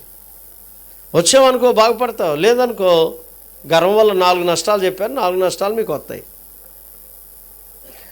గర్వపడితే ఎంత ప్రమాదం ఉందో 4 విషయాలు మనం బైబిల్లోంచి విన్నాం. ఎంత ప్రమాదం ఉంది. అవునా? క్రైస్తవం అంటే ఇలా ఉంటుంది అనుకోలేదని అన్నారు ఒక ఆమె నా దగ్గరికి వచ్చి. ఇలా ఉంటుంది అనుకోలేదండి. అమ్మో ఇలా కూడా ఉంటుందా? ఇంత కఠినంగా ఉంటుందా? ఇది కఠినమే ఉంది. కాబట్టి నెబుకద్నెజరు చేసిన 2వ పొరపాటు. 3వ పొరపాటుకు వద్దాం రండి. దానియేలు గ్రంథం తను సరి చేసుకోవడానికి దేవుడు సంవత్సరం ఇచ్చినట్టుగా బైబిల్లో చూస్తాం. 27వ వాక్యం చదువుదాం. 4:27 రాజా, నా యోచన నీ దృష్టికి అంగీకారమగునుగాక. ఒకవేళ నీవు నీ పాపములు మాని నీతి న్యాయములు అనుసరించి నువ్వు బాధ పెట్టిన వారి యందు కరుణ చూపిన ఎడల నీకున్న క్షేమము ఇక మీదట నీకుండునని దానియేలు ప్రత్యుత్తరము ఇచ్చాను అన్నమాట. వినండి. రాజా, నా యోచన నీ దృష్టికి అంగీకారమగునుగాక. ఒకవేళ నీవు నీ పాపములు మాని, చెప్పనమ్మా, మొదట ఏం చేశాడు? విగ్రహాన్ని నిలబెట్టాడు. 2వది గర్వపడ్డాడు. 3వది నీ పాపము మాని అంటే ఏం చేసినట్టు? పాపము అంటే అర్థం ఏంటండి? పాపం అంటే ఏంటి? ఆజ్ఞను అతిక్రమించటమే. 5 నిమిషాలు లేట్ అయిందని భక్సింగ్ గారు నిలబెట్టారండి. మీరు ఆయన పుస్తకాలు చదువుతారా? నేను చదువుతాను. నిలబెట్టాడండి అంతే. ఆయన మళ్ళీ కూర్చోమని దాకా మళ్ళీ మాట్లాడతాకి వీల్లేదు. ఒక అమ్మాయి నిన్న ఎవరో సాక్ష్యం చెప్తుంటే విన్నాను. పెద్ద అమ్మాయి అయిపోయింది. ఆమె సరిగ్గా కూర్చోలేదట. అంతమందిలో పేరు పెట్టి పిలిచాడంట ఆయన. సిటాయిట్ అన్నాడంట అంతే. అలాగంటే మీరు ఊరుకుంటారా? రాను మందిరం రాను పక్క వెళ్ళిపోతాను. మందిరం అక్కడికి మందిరంలోకి వెళ్ళిపోతాను. వెళ్ళిపో అంటే నువ్వు ఎలాగైనా రావచ్చు, ఎలాగైనా కూర్చోవచ్చు, ఎలాగైనా వచ్చి పాస్టర్ గారికి గద్దించకూడదు, మందలించకూడదు, సిట్లైట్ అనకూడదు, జాగ్రత్త కూర్చో అనకూడదు, జాతకిని అనకూడదు, ఏం అనకూడదు, అస్సలు మాట్లాడకూడదు. మా ఊరిలో పాస్టర్ గారు, అమ్మా నువ్వు ఎలాగంటే బతుకు, ఆదివారం అంత పాదం వచ్చి దశమ భాగం వేసి అంటున్నాడు. భక్తి బాగుంది కదా ఇది. ఇలాంటి వాళ్ళు ఉన్న మూలనే క్రైస్తవ్యం దెబ్బతినేస్తుంది. పట్టు లేదు ఇలా క్రైస్తవ్యంలో. తెలుసా మీకు? ఒకప్పుడు మారు మనసు ఉంటేనే మైక్లో వాక్యం చెప్పాలి, పాట పాడాలి, సాపేయాలి. అలాగెళ్ళి తాగొచ్చి సాపేసేస్తున్నాడు. ఇప్పుడు అలాగెళ్ళి తాగొచ్చి మైక్లో పాట పాడేస్తున్నాడు. ఎంతో దారుణంగా ఉన్నది తెలుసా సమాజం.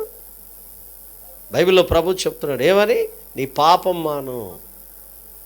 పాపం మానుకోకుండా నేను బాగు చేయమని ఎవరు చెప్పాడు? పాట పాడమని ఎవరు చెప్పారు? మా ఊర్లో ఒక ఆయన పాట పాడుతాను తిమ్మోతి గారు ముందు అక్కడ కూర్చొని మోకరించి ప్రార్థన చేసుకో, తర్వాత పాడుతీ కానీ పాట. నీ పాట వాళ్ళు ఇప్పుడు ఎవరో మార్పు పొందగానే ముందు నువ్వు మారు. ఏమండో అసలు నా రాగం ఎలా ఉంటుందో తెలుసా అన్నాడు. నీ రాగం ఎలా ఉంటుందో నాకు తెలుసు, నువ్వు ఎలా ఉంటావో కూడా నాకు తెలుసు, కానీ అక్కడికి వెళ్ళి మోకరించి ప్రార్థన చేసుకో. మళ్ళీ రాలేదు అప్పటి నుంచి ఇప్పుడు దాకా, ఇక్కడ రాడు నాకు తెలిసి వచ్చి. ఎవరైనా పాటకు టైం ఇస్తారట. నేనేమన్నా నీకు ముందు నువ్వు మారు మనసు పొందాలి. అప్పుడు అర్థమైందా? మారు మనసు పొందకుండా సాపెత్తారా? మారు మనసు పొందకుండా పాటలు. ఒక అబ్బాయి వచ్చి త్రిపుల్గా కొట్టేస్తున్నాడు. ముందు దిగరా బాబు, దిగి అక్కడికి వెళ్ళి ప్రార్థన చేసుకోను. అప్పుడు కొడితే త్రిపుల్గా నువ్వు సంఘ ఉద్యమం పాడడం కారణం ఏంటి? మార్పు లేదు జనాల్లో. మార్పు ఉంటేనే పరిచర్య, మార్పు ఉంటేనే పాట, మార్పు ఉంటేనే ప్రార్థన. అవన్నీ పోయినాయి, అన్నీ ఎప్పుడో గంగలో కలిసిపోయినాయి. దశమాకు ఇచ్చాడంటే 20 సార్లు పొగుడుతా. మహారాజా, రాజరాజా, రాజమార్తాండ, శ్రీ శ్రీ శ్రీ శ్రీ శ్రీ. అబ్బో ఏమి పొగడతలో ఏంటో. వాళ్ళు ఎవరేమి ఇచ్చారో ఎవరికి తెలిసేది కాదు. అర్థమైందా? బైబిల్లో ప్రభు చెప్తున్నాడు ఏమని చెప్తున్నాడు? నీ పాపం మానేశారా? మానుకోగలిగారా? ఆజ్ఞను అతిక్రమించడమే ఏంటి? అంతే. మీ ఆరాధన ఎన్ని గంటలకి? 7 గంటలకు. మీకే తెలియట్లేదు మరి ఎన్ని గంటలకు వస్తారో కానీ మీరు. 9 ఇక్కడ, అది 11 అంటే 12 గంటలకు వస్తారు, అంతేనా? అది ఆజ్ఞను అతిక్రమించడం కాదా? 11 అంటే 10, 11 పావు లోపు వచ్చేయాలి. ఇప్పుడు గవర్నమెంట్ వాళ్ళు ఉన్నారు, 11 గంటలకి తంబేయాలి అంతే. వాళ్ళు ఒక్క 2 నిమిషాలు దాంట్లో తంబ పడదు. అది ఆ రోజంతా అబ్సెంటే. ట్రైన్ 11 గంటలకి, మీరు 12 గంటలకి అయితే ట్రైన్ ఉంటుందా? సినిమాలు చూసేటప్పుడు 10:30కి మార్నింగ్ షో అంటే 9:30కి వెళ్ళిపోయి వాళ్ళు గేట్ అట్టుకుని వెళ్ళాడుతాడు. ఆడ తీయకపోతే మేమే తీసుకోవాలం గేటు. అర్థమైందా మీకు? మరి ప్రార్థన కంటే ఎంతో లేట్ అండి. మళ్ళీ మాట్లాడకూడదు. మీరు ఎప్పుడన్నా రావచ్చు, ఎప్పుడన్నా కూర్చోవచ్చు. మా చర్చిలో ఒక ఆమె అందరితో పాటు కలిపి అప్పుడే వచ్చింది. సమారం ఏదో కానుక పాట పాడుతుంటే అందరితో పాటు లైన్గా వచ్చేస్తాను కానుక వేసాను. అమ్మ అంటే ఈ వారానికి క్షమించండి అయ్యగారు అంది. సరే ఈ వారం నేను క్షమించాను కానీ కానుక వేయొద్దు. మళ్ళీ వారం వేయి. దశంభాగం తెచ్చాను. దశంభాగం కాదు, ఎన్ని భాగాలు తెచ్చినా మళ్ళీ వారం వేయను. వాక్యమైన కూడా నీ కానుక ఎందుకు మాకు? ఈ కానుక ప్రాముఖ్యమా, నువ్వు ప్రాముఖ్యమా? ఏమండే, వాక్యం ప్రాముఖ్యమా, కానుక ప్రాముఖ్యమండి? నీ పాపము మాను. అది మానకుండా నువ్వు ఎన్ని సంవత్సరాలు వచ్చినా వేస్ట్. మానేశారా? గట్టిగా వాక్యం చెప్తే ప్రార్థన మానేస్తారు, అంతేనా? గట్టిగా వాక్యం చెప్పారనుకోండి, ప్రార్థన మానేస్తారు. అలాగే అయిపోయింది. పక్కన ఉన్నాయి కదా. ఏదైనా మందిరమే. ఎవరైనా ఇప్పుడు నాకు తెలియక అడుగుతానండి, ఎవరన్నా డాక్టర్ గారు అని ఆర్ఎన్పి డాక్టర్ గారితో ఆపరేషన్ చేపిస్తారా? చేస్తారా? చేయించండి చూద్దాం. ఆయన డాక్టరే, ఆర్ఎన్పి డాక్టర్. ఆపరేషన్ చేస్తాను అన్నాడు. కడుపు నొప్పి ఆపరేషన్ చేస్తానంటే నువ్వు వద్దురా బాబు నేను ఏలూరు వెళ్ళిపోతాను అంటారా? ఆయన డాక్టర్ గారు కదా. ఇవాళ ఏమంటారు తెలుసా? ఎవరన్నా పాస్టర్ గారు, ఎవరు చెప్పినా వాక్యం అన్నాడు. ఎవరు చెప్పినా వాక్యమైన ఎవరన్నారా? ఎవరైనా పాస్టర్ గారు అని ఎవరన్నారా?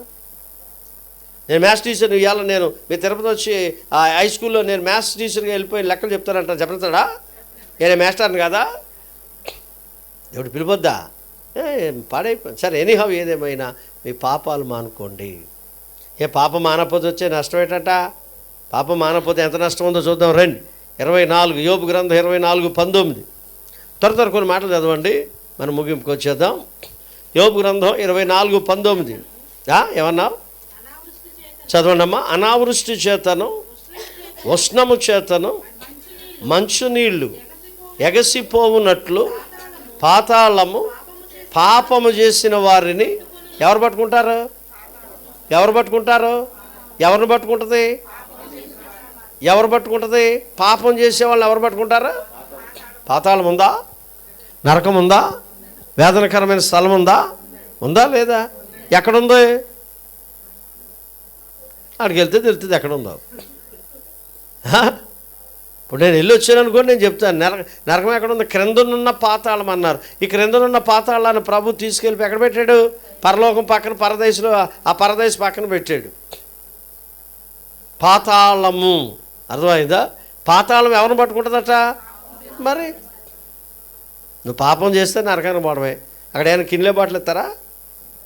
మాట్లాడరేటారా మీరు బతికాల బిగిసిపోయారే? చెప్పండి, పర్లేదు. ఇప్పుడు నాకు రాగానే ఇది ఇచ్చారా? పోనీ నరకానికి పోతే ఎవడని ఇస్తారా? ఎవరెవరు పోనీ పలావ్ కానీ పెడతారా? రావడంతోనే పాప మా సిస్టర్ గారు కాఫీ కల్పించారు నాకు. అక్కడ ఎవడన్నా ఇస్తాడా? బొరద నీళ్ళు కూడా ఎవడను ఎవడితే అందరూ ఒకటే చూసి అక్కడ ఏడుపును పళ్ళు కొరకండి ఎలా ఉంటుందో. ఉండే 10 నిమిషాల్లో ముగించకపోతే మీరు చేసేది అదే. అర్థమైందా? పళ్ళు కొరకడం ఉంటుందండి అక్కడ. ఎందుకంటే మనకు తెలుసుండే ఎందుకు తప్పు చేయడు? నువ్వు పాపం చేస్తే పాతాళం పట్టుకుంటుంది. ఒక అమ్మాయి ఉంటుంది, నేను ఎవరు పట్టుకోలేరు, మీసాల పెద్ద మీసాలు ఉంటాయి, ఎవరో స్మగ్లర్, ఏం పేరండి ఆయన పేరు, ఎవరు పట్టుకోలేరు అనుకున్నాడు. దొరికిపోయాడా లేదా? ఆదాము ఎవరు పట్టుకోలేరు, దొరికిపోయాడా లేదా? వీరప్పని దొరికిపోయాడా? ఆకాని దొరికిపోయాడా లేదా? నువ్వు దొరికిపోతావు. ఏదో నువ్వు ఎవరికి దొరకకపోయినా నరకానికైనా దొరికిపోతావు. మరణం ఎంత నిజమో నరకం కూడా అంతే నిజం. నరకం ఎంత నిజమో చెప్పండి, పరలోకం కూడా అంతే నిజం. రాత్రిలో మీ క్రిస్మస్ పిలిచారు నన్ను, పాటలు పాడి దుప్పట్లు పంచిపెట్టి అవి పంచిపెట్టి ఇది పంచిపెట్టి అన్నీ చేసేసాక చివరిలో 10 గంటలకి ఇచ్చారు. ఇప్పుడు దాకా ఉన్నారు జనం. చెప్పాను కొన్ని విషయాలు, చాలా విషయాలు చెప్పాను, చాలా జాగ్రత్తగా ఉన్నారు. వాళ్ళు వెళ్ళిపోతున్నారు అనుకున్నారు కానీ ఎవరు వెళ్ళా, ఆ దుప్పటి పట్టుకుని అలాగే కూర్చున్నారు. చాలా విషయాలు విన్నారు. వాళ్ళకి అర్థమైంది ఏంటంటే, ఓహో మనం మారకపోతే మన పని. యేసుప్రభు ఎందుకు వచ్చాడు? డ్యాన్సులు చూస్తాకు వచ్చాడా? స్కిట్లు తిట్లు చూస్తాకు వచ్చాడా? పోనీ చిన్నపిల్లలు ఏదో వేస్తున్నారంటే అంత పెద్దోళ్ళు వేస్తున్నారు ఇప్పుడు డ్యాన్సులు. మరి ఇది ఎక్కడి నుంచి వచ్చిందో మరి నాకేం అర్థం అవట్లే. డ్యాన్సులు ఏంటంటే యేసుప్రభు ఎందుకు వచ్చాడో చెప్పండి రా బాబు. అన్యులందరూ ఇనే రోజు టైం ఇది, అవునా? అన్యులు ఇనే టైం ఇది. యేసుప్రభు ఎందుకు వచ్చాడు, యేసుప్రభు లక్షణాలు ఏంటో ఇంత చెప్తా, అది చెప్పకుండా ఏదేదో చెప్తున్నారు. అయిపోయింది. డిసెంబర్ 1 నుంచి ఈ రాత్రితో క్రిస్మస్లో అయిపోయినాయా? ఈ నైట్తో నాది కూడా ఈ సంవత్సరానికి లాస్ట్ కూడిక అన్నమాట. రేపు ఎవరు రమ్మన్నారు, రేపు రానని చెప్పేశాను, వేరే విషయం. కాబట్టి పాపం నువ్వు మానకపోతే నేను ఎవరు పట్టుకుంటారా? ఖచ్చితంగా పట్టుకుంటా. చేత మానేయండి. మీరు ఇంటికి వెళ్ళి పేపర్ పెన్ను తీసుకుని నువ్వు చేసినవి అన్నీ అందులో రాయి. దేవుడు కృపగల దేవుడమ్మా, దేవుడు క్షమించేస్తాడు. ఏం ఉండదు. అక్కడికి వెళ్ళాక ఎక్కడ క్షమిస్తాడు, అక్కడికి వెళ్ళాక క్షమాపణ ఉండదు. గెట్ అవుట్ అంటాడు అంతే. ఓ మాట చెప్పండి, మిమ్మల్ని గెట్టిన్ అంటాడా, గెట్ అవుట్ అంటాడా? ఏంటంటారా? గెట్ అవుట్ అంటాడా? గెటిన్ అనే భక్తి చేయండి ఇప్పుడు అన్న. సరే, పాపము మాని, నేను పొడిగించట్లేదు. రెండోది, నీ పాపము మాని నీతి న్యాయములు అనుసరించి. రెండవది, నీతిని న్యాయాన్ని ఏం చేయమన్నారు? ఇప్పుడు నెబుకద్నెజరు చేసిన తప్పులు ఏం చెప్పాను? 1, విగ్రహాన్ని నిలబెట్టాడు. 2వది, గర్వపడ్డాడు. 3వది, పాపం చేశాడు. 4వది, నీతి న్యాయములను అనుసరించలేదు. అందుకే నీతి న్యాయములు అనుసరించి అన్నాడు. నీతి న్యాయాలు అనుసరిస్తే ఏంటో తెలుసా? సామెతల గ్రంథం, రండి బైబిల్ దగ్గరకు వద్దాం, రండి. ఏం రాశాడో చూద్దాం. అమ్మ, బైబిల్ నీకు నాకు ప్రామాణిక గ్రంథం. ఇందులో రాశారు 13వ అధ్యాయాన్ని, నీతి న్యాయములు అనుసరించి నడుచుట దేవునికి ఇష్టము. నీతి న్యాయములు అనుసరించి నడవటం దేవునికి ఇష్టము. 19వ అధ్యాయం అనుకుంటా, ఒకసారి రండి. 19వ అధ్యాయంలో ఆ విషయాన్ని మనం చదువుతాం. 21:3 లేదమ్మా, 21:3 అండి. సామెతల గ్రంథం 21:3, నీతి న్యాయములు అనుసరించి నడుచుకొనుట బలులు అర్పించుట కంటే, మరి నీతి న్యాయములు అనుసరించడం దేవునికి ఇష్టం. నీతి, రెండవది న్యాయం. నీతి న్యాయం, జంట కవులు. నీతి న్యాయాన్ని అనుసరించటం బలులు అర్పించుట కంటే దేవునికి. నీతి న్యాయాలు ఉన్నాయి మన దగ్గర. ఏమండి ఇలాగంటే మీరు ఏమనుకోకండి, మీకు ఎన్ని ఓట్లు ఉంటాయి? నువ్వు చెప్పరా పాప, నీ పేరేమా? ఏమా? అనూష. నువ్వు నేను కొమరజోడు ఎంత ఉండేదాను కదా నువ్వు, ఇంత ఉండేది ఈ పిల్ల, ఇంత ఉండేది. సరే, మన తర్వాత మాట్లాడుకుందాం కానీ గెలచుడు. ఇప్పుడు మీకు ఎన్ని ఓట్లు ఉంటాయి? ఒకటే ఉంటుందా? మీరు ఎంతమంది డబ్బులు తీసుకున్నారా? నీతి న్యాయం ఏమైనా ఉందా? న్యాయం ఏమైనా ఉంది ఇందులో? పోనీ ఒక కోటి ఉంటే ఒకరి దగ్గర తీసుకున్నావు అంటే పోనీ ఏదో అది తప్పే, తీసుకోకూడదు, ఏదో తీసుకున్నావు. మరి ముగ్గురి దగ్గర తీసేసుకున్నావు ఏంటి? మరి ఏమి తెల్లదాల్లో బైబిల్ పెట్టుకుని వచ్చేసి ఒకడికి? ఎంత అన్యాయం అండి ఇది. ఆ నీతి న్యాయం ఏమైనా ఉందా క్రైస్తవుల దగ్గర? మొన్న నేను నరసాపురం మీటింగ్ వెళ్తే అక్కడ ఇదే వాక్యం చెప్తే ఏమంటుంది, అందులో కామలేసి, ఏమండే పాస్టర్ గారు మేమైతే 500 తీసుకున్నామండి, మా పాస్టర్ గారు 1,00,000 రూపాయలు తీసుకున్నాడు, మరి ఈవిడ 500 తీసుకుందండి, పాస్టర్ గారు 1,00,000 రూపాయలు తీసుకున్నాడండి. ఆ పొద్దున్న పాస్టర్ గారు ఫోన్ చేశాడు, అయ్యా మీరు చెప్పిన వాక్యం మా సంఘాన్ని చాలా బలపరిచింది. దేవుని మాటలు మనుషులు ఏం చేశాయి చెప్తే కొంతమంది రియలైజ్ అయ్యారట, ఓహో ఇలా ఉండాలి మనం. రాశాడు బైబిల్లో ఏమని, నీతి న్యాయములు అనుసరించి నడుచుట దేవునికి ఇష్టం. మీ భర్తకి ఇష్టమైన చేస్తారా? మాట్లాడరేమండి? దేవునికి ఏది ఇష్టం? సామెతల గ్రంథం 11:20, సామెతల గ్రంథంలో 11వ అధ్యాయం 20వ వాక్యం, మూర్ఖచిత్తులు యెహోవాకు హేయులు, యథార్థముగా ప్రవర్తించువారు ఎవరికి ఇష్టం? అది అంచేత నెబుకద్నెజరు చేసిన 4వ పొరపాటు ఏంటంటే, నీతి న్యాయాలను ఏం చేశాడు ఆయన? నీతి న్యాయాలను అనుసరించలేదు. ఎన్ని పొరపాట్లు? మొదటిది విగ్రహాలు నిలబెట్టాడు, రెండోది ఏమా గర్వపడ్డాడు, మూడోది పాపం చేశాడు, నాలుగోది నీతి న్యాయాలను అనుసరించలేదు, ఐదోది మనుషులు బాధ పెట్టాడు. సామెతల గ్రంథం 4:26 చూద్దాం రండి. నువ్వు బాధ పెట్టిన వారి యందు నువ్వు కరుణ చూపితే, 4:27 అలా కదమ్మా, దానియేలు గ్రంథం 4:27 నేను ఇక్కడ తీసి చూస్తున్నాను నేను.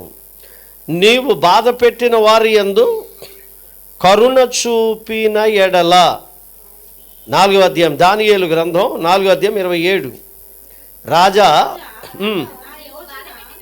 నీవు బాధ పెట్టిన వారి యందు, అదనమాట 5వది ఏం చేశాడు ఆయన? బాధ పెట్టాడు. ఆ రాజ్యంలో ఉన్న ప్రజలను ఏం చేశాడు? అందరూ ఒక్క మాట చెప్పండి, ఆ రాజ్యంలో ఉన్నవారిని ఏం చేశాడు? మీరు ఎవరిని బాధ పెట్టలేదా? సరి చేసుకోవడానికి దేవుడు అవకాశం ఇచ్చాడు, సరి చేసుకోండి. ఎవరిని బాధ పెట్టావు? బాధ పెట్టాను అన్నారు, ఎవరిని బాధ పెట్టారంటే మళ్ళీ నాయకు చూస్తారేంటి? అలా కాదరా, మీరు బాధ పెట్టారా? ఎవరిని బాధ పెట్టలేదా? మీ ఇంటికి వెళ్తే చెప్తాడు ఎవరిని బాధ పెట్టావు. అవునా? కోడళ్ళు ఉన్నారా? ఇక్కడ కోడళ్ళు ఉన్నారా అని అడిగాను నేను. ఎవరిని బాధ పెట్టారు కదా? మరి ఏమి ఎలా ఉన్నట్టు మళ్ళీ ఇలా నాయకు చూస్తారండి? ఇదిగో రాశాడు, నెబుకద్నెజరు బాధ పెట్టాడా?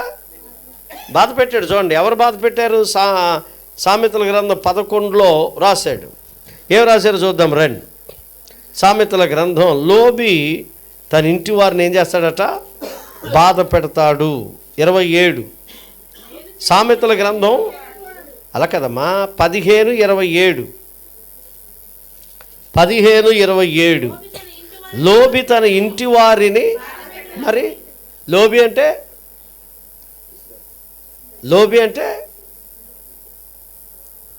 తెలుగు వాళ్ళేనా? ఓహో, మీరు అందరూ ఇంగ్లీష్ మీడియం అనుకుంటారు కదా. మరి లోబిని ఇంగ్లీష్లో ఏమంటారు నాకు తెలియదు, తెలుగులో ఉన్న మాత్రం తెలుసు. లోబి అంటే కోపదారా, లోబి అంటే పిసినారు అండి, పిసినారుతాను. ఆడ తినడో విశ్వాసాలు ఎలా ఉంటుందో తెలుసా? ఈవిడెవదో ఇచ్చేవాళ్ళని ఎవరినివ్వదు. అమ్మ బాబోయ్, మీరు మంచివాళ్ళు, మీరు బాగా మారిపోయిన వాళ్ళు, మీకు కూడా చెప్పలే. మా సంఘంలో ఉంటారు కొంతమంది, అమ్మ ఇప్పటికే ఉన్నారు, వాళ్ళు ఎవరో ఇచ్చేవాళ్ళే. నేను కారు కొన్నాను, ఎంత బారు కారు. వాళ్ళ ఆవిడ ఇంటికి వెళ్ళి చెప్పింది, ఏమయ్యో పాస్టర్ గారు బారు కారు కొన్నాడు, అందులో 80 90 వెళ్ళిపోవచ్చట. కొంటాడమ్మా, కొంటాడో, ఎన్నన్నా కొంటాడు. ఆదివారం నువ్వు 10 రూపాయలు వేస్తున్నావు, 10 రూపాయలు వేస్తే కారు వస్తుందా? మీరేం మాట్లాడరా? అసలు తీర్థంలో కారు అన్న వస్తుందా 10 రూపాయలకి? ఎంత పిసినారోళ్ళు అంటే. లోబి సంఘాన్ని ఏం చేస్తాడు? లోబి తన ఇంటి వారిని బాధ పెడతాడు. లోబిగా ఉండకండి. కొంతమంది తినరు, డబ్బులు దాస్తారు. మా ఊళ్ళో ఒక ఆమె డబ్బులు బాగా దాచింది, ఎవరికో ఇచ్చింది, అది చచ్చిపోయాడు, ఆ డబ్బులే కొట్టేశారు. అంత 4 లక్షల రూపాయలు పోయింది. అయ్యగారండి 4 లక్షల రూపాయలు పోనీ అంటే దశంభాగంగా ఇచ్చావా అన్న. మాట్లాడతలేదు. నువ్వు దశంభాగం ఇచ్చావా ఆ డబ్బులు పోగేసేటప్పుడు? దేవుని భాగం ఇచ్చావా అంటే నాకు చూస్తుంది లేదు అయ్యగారు. ఇప్పుడు 4 లక్షలు వస్తే ఏం చేద్దంటే ఇప్పుడు 4 లక్షలు వచ్చినా ఇవ్వదు, పీసినారిది. లోబి తన ఇంటి వారిని బాధ పెడుతున్నావు. బాధ పెట్టాడు ఒక ఆయన. యెహోషువ గ్రంథం 6వ అధ్యాయానికి రండి. అబ్బాయి నువ్వు మమ్మల్ని బాధ పెట్టావు, దేవుడు నిన్నేం చేస్తాడు? బాధ పెడతాడు. యెహోషువ గ్రంథం 6వ అధ్యాయం. బైబిల్లో ఉన్న విషయాలండి ఇవి, నీ నా మాటలు కాదు, దేవుని వాక్యం. అది చదువు. 7వ అధ్యాయము. నువ్వు మమ్మల్ని బాధ పెట్టావు కాబట్టి 7:25. అప్పుడు యెహోషువ నీవేళ మమ్మును బాధపరిచితివి, నేడు యెహోవా నిన్ను బాధపరచుననగా ఇశ్రాయేలందరూ వాని రాళ్లతో అదన్నమాట. నువ్వు నన్ను బాధ పెట్టావు కదా, దేవుడు నిన్ను ఏం చేస్తాడు? ఆకాను అనగా ప్రజలను బాధించువాడు అని అర్థం. దేవుడు ఏం చెప్పాడు? ఏం చేశాడు? ముట్టొద్దన్నాడా? అనడం లేదా? కానీ ఈయన ఏం చేశాడు? షేనారు పై వస్త్రం, వెండిని, తర్వాత బంగారం తీసుకొచ్చి గుడారంలో దాచిపెట్టుకున్నాడా లేదా? దేవుడు ఏం చెప్పాడు? ముట్టొద్దన్నాడా? ముట్టాడు. దాచుకోదన్నాడా? దాచుకున్నాడు. దాని మూలంగా 36 మంది చచ్చిపోయారు, ఓడిపోయారు. ఏమంటే యెహోషువ వచ్చి మన ప్రార్థన చేస్తే దేవుడు చెప్పాడు, అరే బాబు ఇశ్రాయేలు శాపగ్రస్తులు అయిపోయారు అన్నాడు. ఏం చేస్తున్నారు? దేవుడు ఏం చేయమన్నాడు? ఏం చేస్తున్నారు? ఏది మానేమన్నాడు? ఏది మానేశారు? దేవుడు ఎక్కడ నిలబడమన్నాడు? మీరు ఎక్కడ నిలబడుతున్నారు? అంత బోటకం. మమ్మల్ని బాధ పెట్టావు, రైట్. దేవుడు నిన్ను ఏం చేస్తాడో? బాధ పెడతాడు. జాగ్రత్త. అంచేత నువ్వు బాధించు వారి మీద నువ్వేం చెప్పాలా? కనికరించు. ఇంటికి వెళ్ళి అత్తగారి మీద కనికరపడు, నేను దేవుడు నిన్ను ఆశీర్వదిస్తాడు. అదే భక్తి. మీ మామని చూసి కనికరించు, మీ అత్తగారి మీద కనికరించు, మీ కోడల మీద కనికరించు, మీ అల్లుని కనికరించు, నీ బిడ్డను కనికరించు. అప్పుడొచ్చి ప్రార్థన చేయి దేవుడు అంటాడు. వాళ్ళేమో అలా పెట్టేసి వచ్చేది రాజా రాజా రాజా రాజా. ఏం రాజా? పాదన మాట అలవాటు చేసుకున్నారు. రాజా, యేసురాజా, యేసురాజా, వందనాలు వందనాలు వందనాలు. దేనికి వందనాలు? దేనికి వందనాలు చెప్తున్నట్టు నువ్వు? ప్రభువా నీకు దేనికి స్తోత్రం చెప్తున్నట్టు? నువ్వు బాధ పెట్టిన వారి ఎడల నువ్వు కరుణ చూపితే మరలా నీ క్షేమం 2026కి కంటిన్యూ అవుద్ది.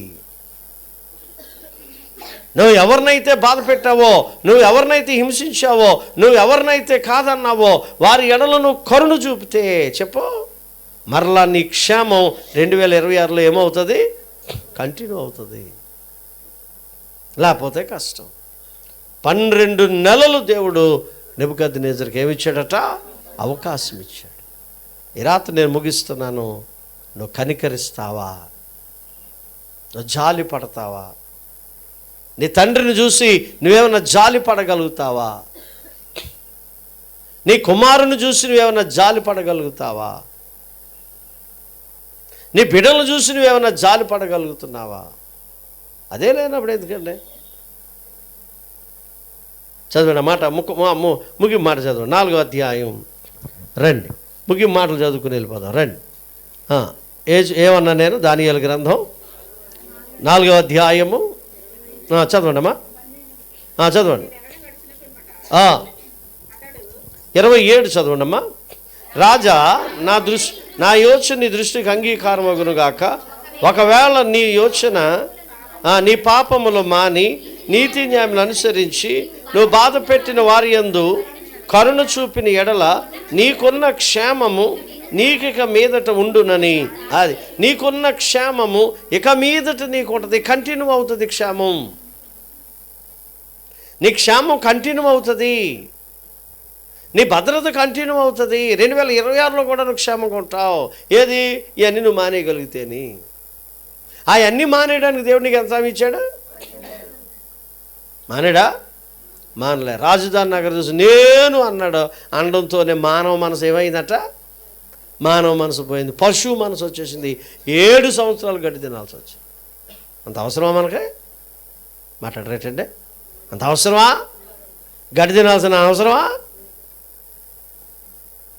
ఎప్పుడైతే గర్వపడ్డాడో నేను అన్నాడో మానవ మనసు పోయిందండి, పశువు మనసు వచ్చేసిందంట. అంతే. పశువుల గోల్డ్ పెంచేసుకుని తల పెరిగిపోయింది. పశువుల్లోకి వెళ్ళి పరుపు మీద పడుకునే మనిషి జంతువుల మధ్యలో పడుకున్నాడు. ఎంత దారుణంగా ఉందో పరిస్థితి సార్ ఊహించుకోండి మీరు. ఒకసారి మీరు ఆ నెబుకద్నెజరులోకి వెళ్ళిపోండి, ఎన్ని బాధలు పడి ఉంటాడో. 1 సంవత్సరం 2 సంవత్సరాలు, ఎన్ని సంవత్సరాలు? 7 సంవత్సరాలు పశువు వల్లే, పశువుల్లో పశువు గోల్డ్ పెరిగిపోయింది, తల పెరిగిపోయింది. తర్వాత ఆకాశం వైపు చూశాడు అన్నది బైబిల్లో. అప్పటి వరకు తన వైపు చూసుకున్నాడు. ఎప్పుడైతే గడ్డి తిన్నాడో చెప్పు, ఆకాశం వైపు చూశాడు అన్నది బైబిల్. నువ్వు నేను కూడా ఎవరి వైపు చూడాలా? చెప్పండి, ఎవరి వైపు చూడాలా? ప్రభు వైపు చూడాలి. ఇప్పుడు ఎప్పుడు ఎల్లప్పుడు ప్రభు వైపు చూడండి. దేవుడు మిమ్మల్ని ఆశీర్వదిస్తాడు. విశ్వాసమునకు కర్త దానిని యేసు వైపు చూడండి. అద్భుతమైన కార్యాలు ప్రభు మీ జీవితంలో జరిగిస్తాడు. కాబట్టి మీకున్న క్షేమం మరలా మీకు ముందు ఉండాలంటే జాగ్రత్తగా భక్తి చేయండి. విడిచిపెట్టవలసినవి విడిచిపెట్టేయండి, చేయాల్సినవి చేయండి. ప్రభు మిమ్మల్ని దీవించునుగాక. సమయాన్ని మరలా మ్యాథ్యూ గారికి అప్పగిస్తాను.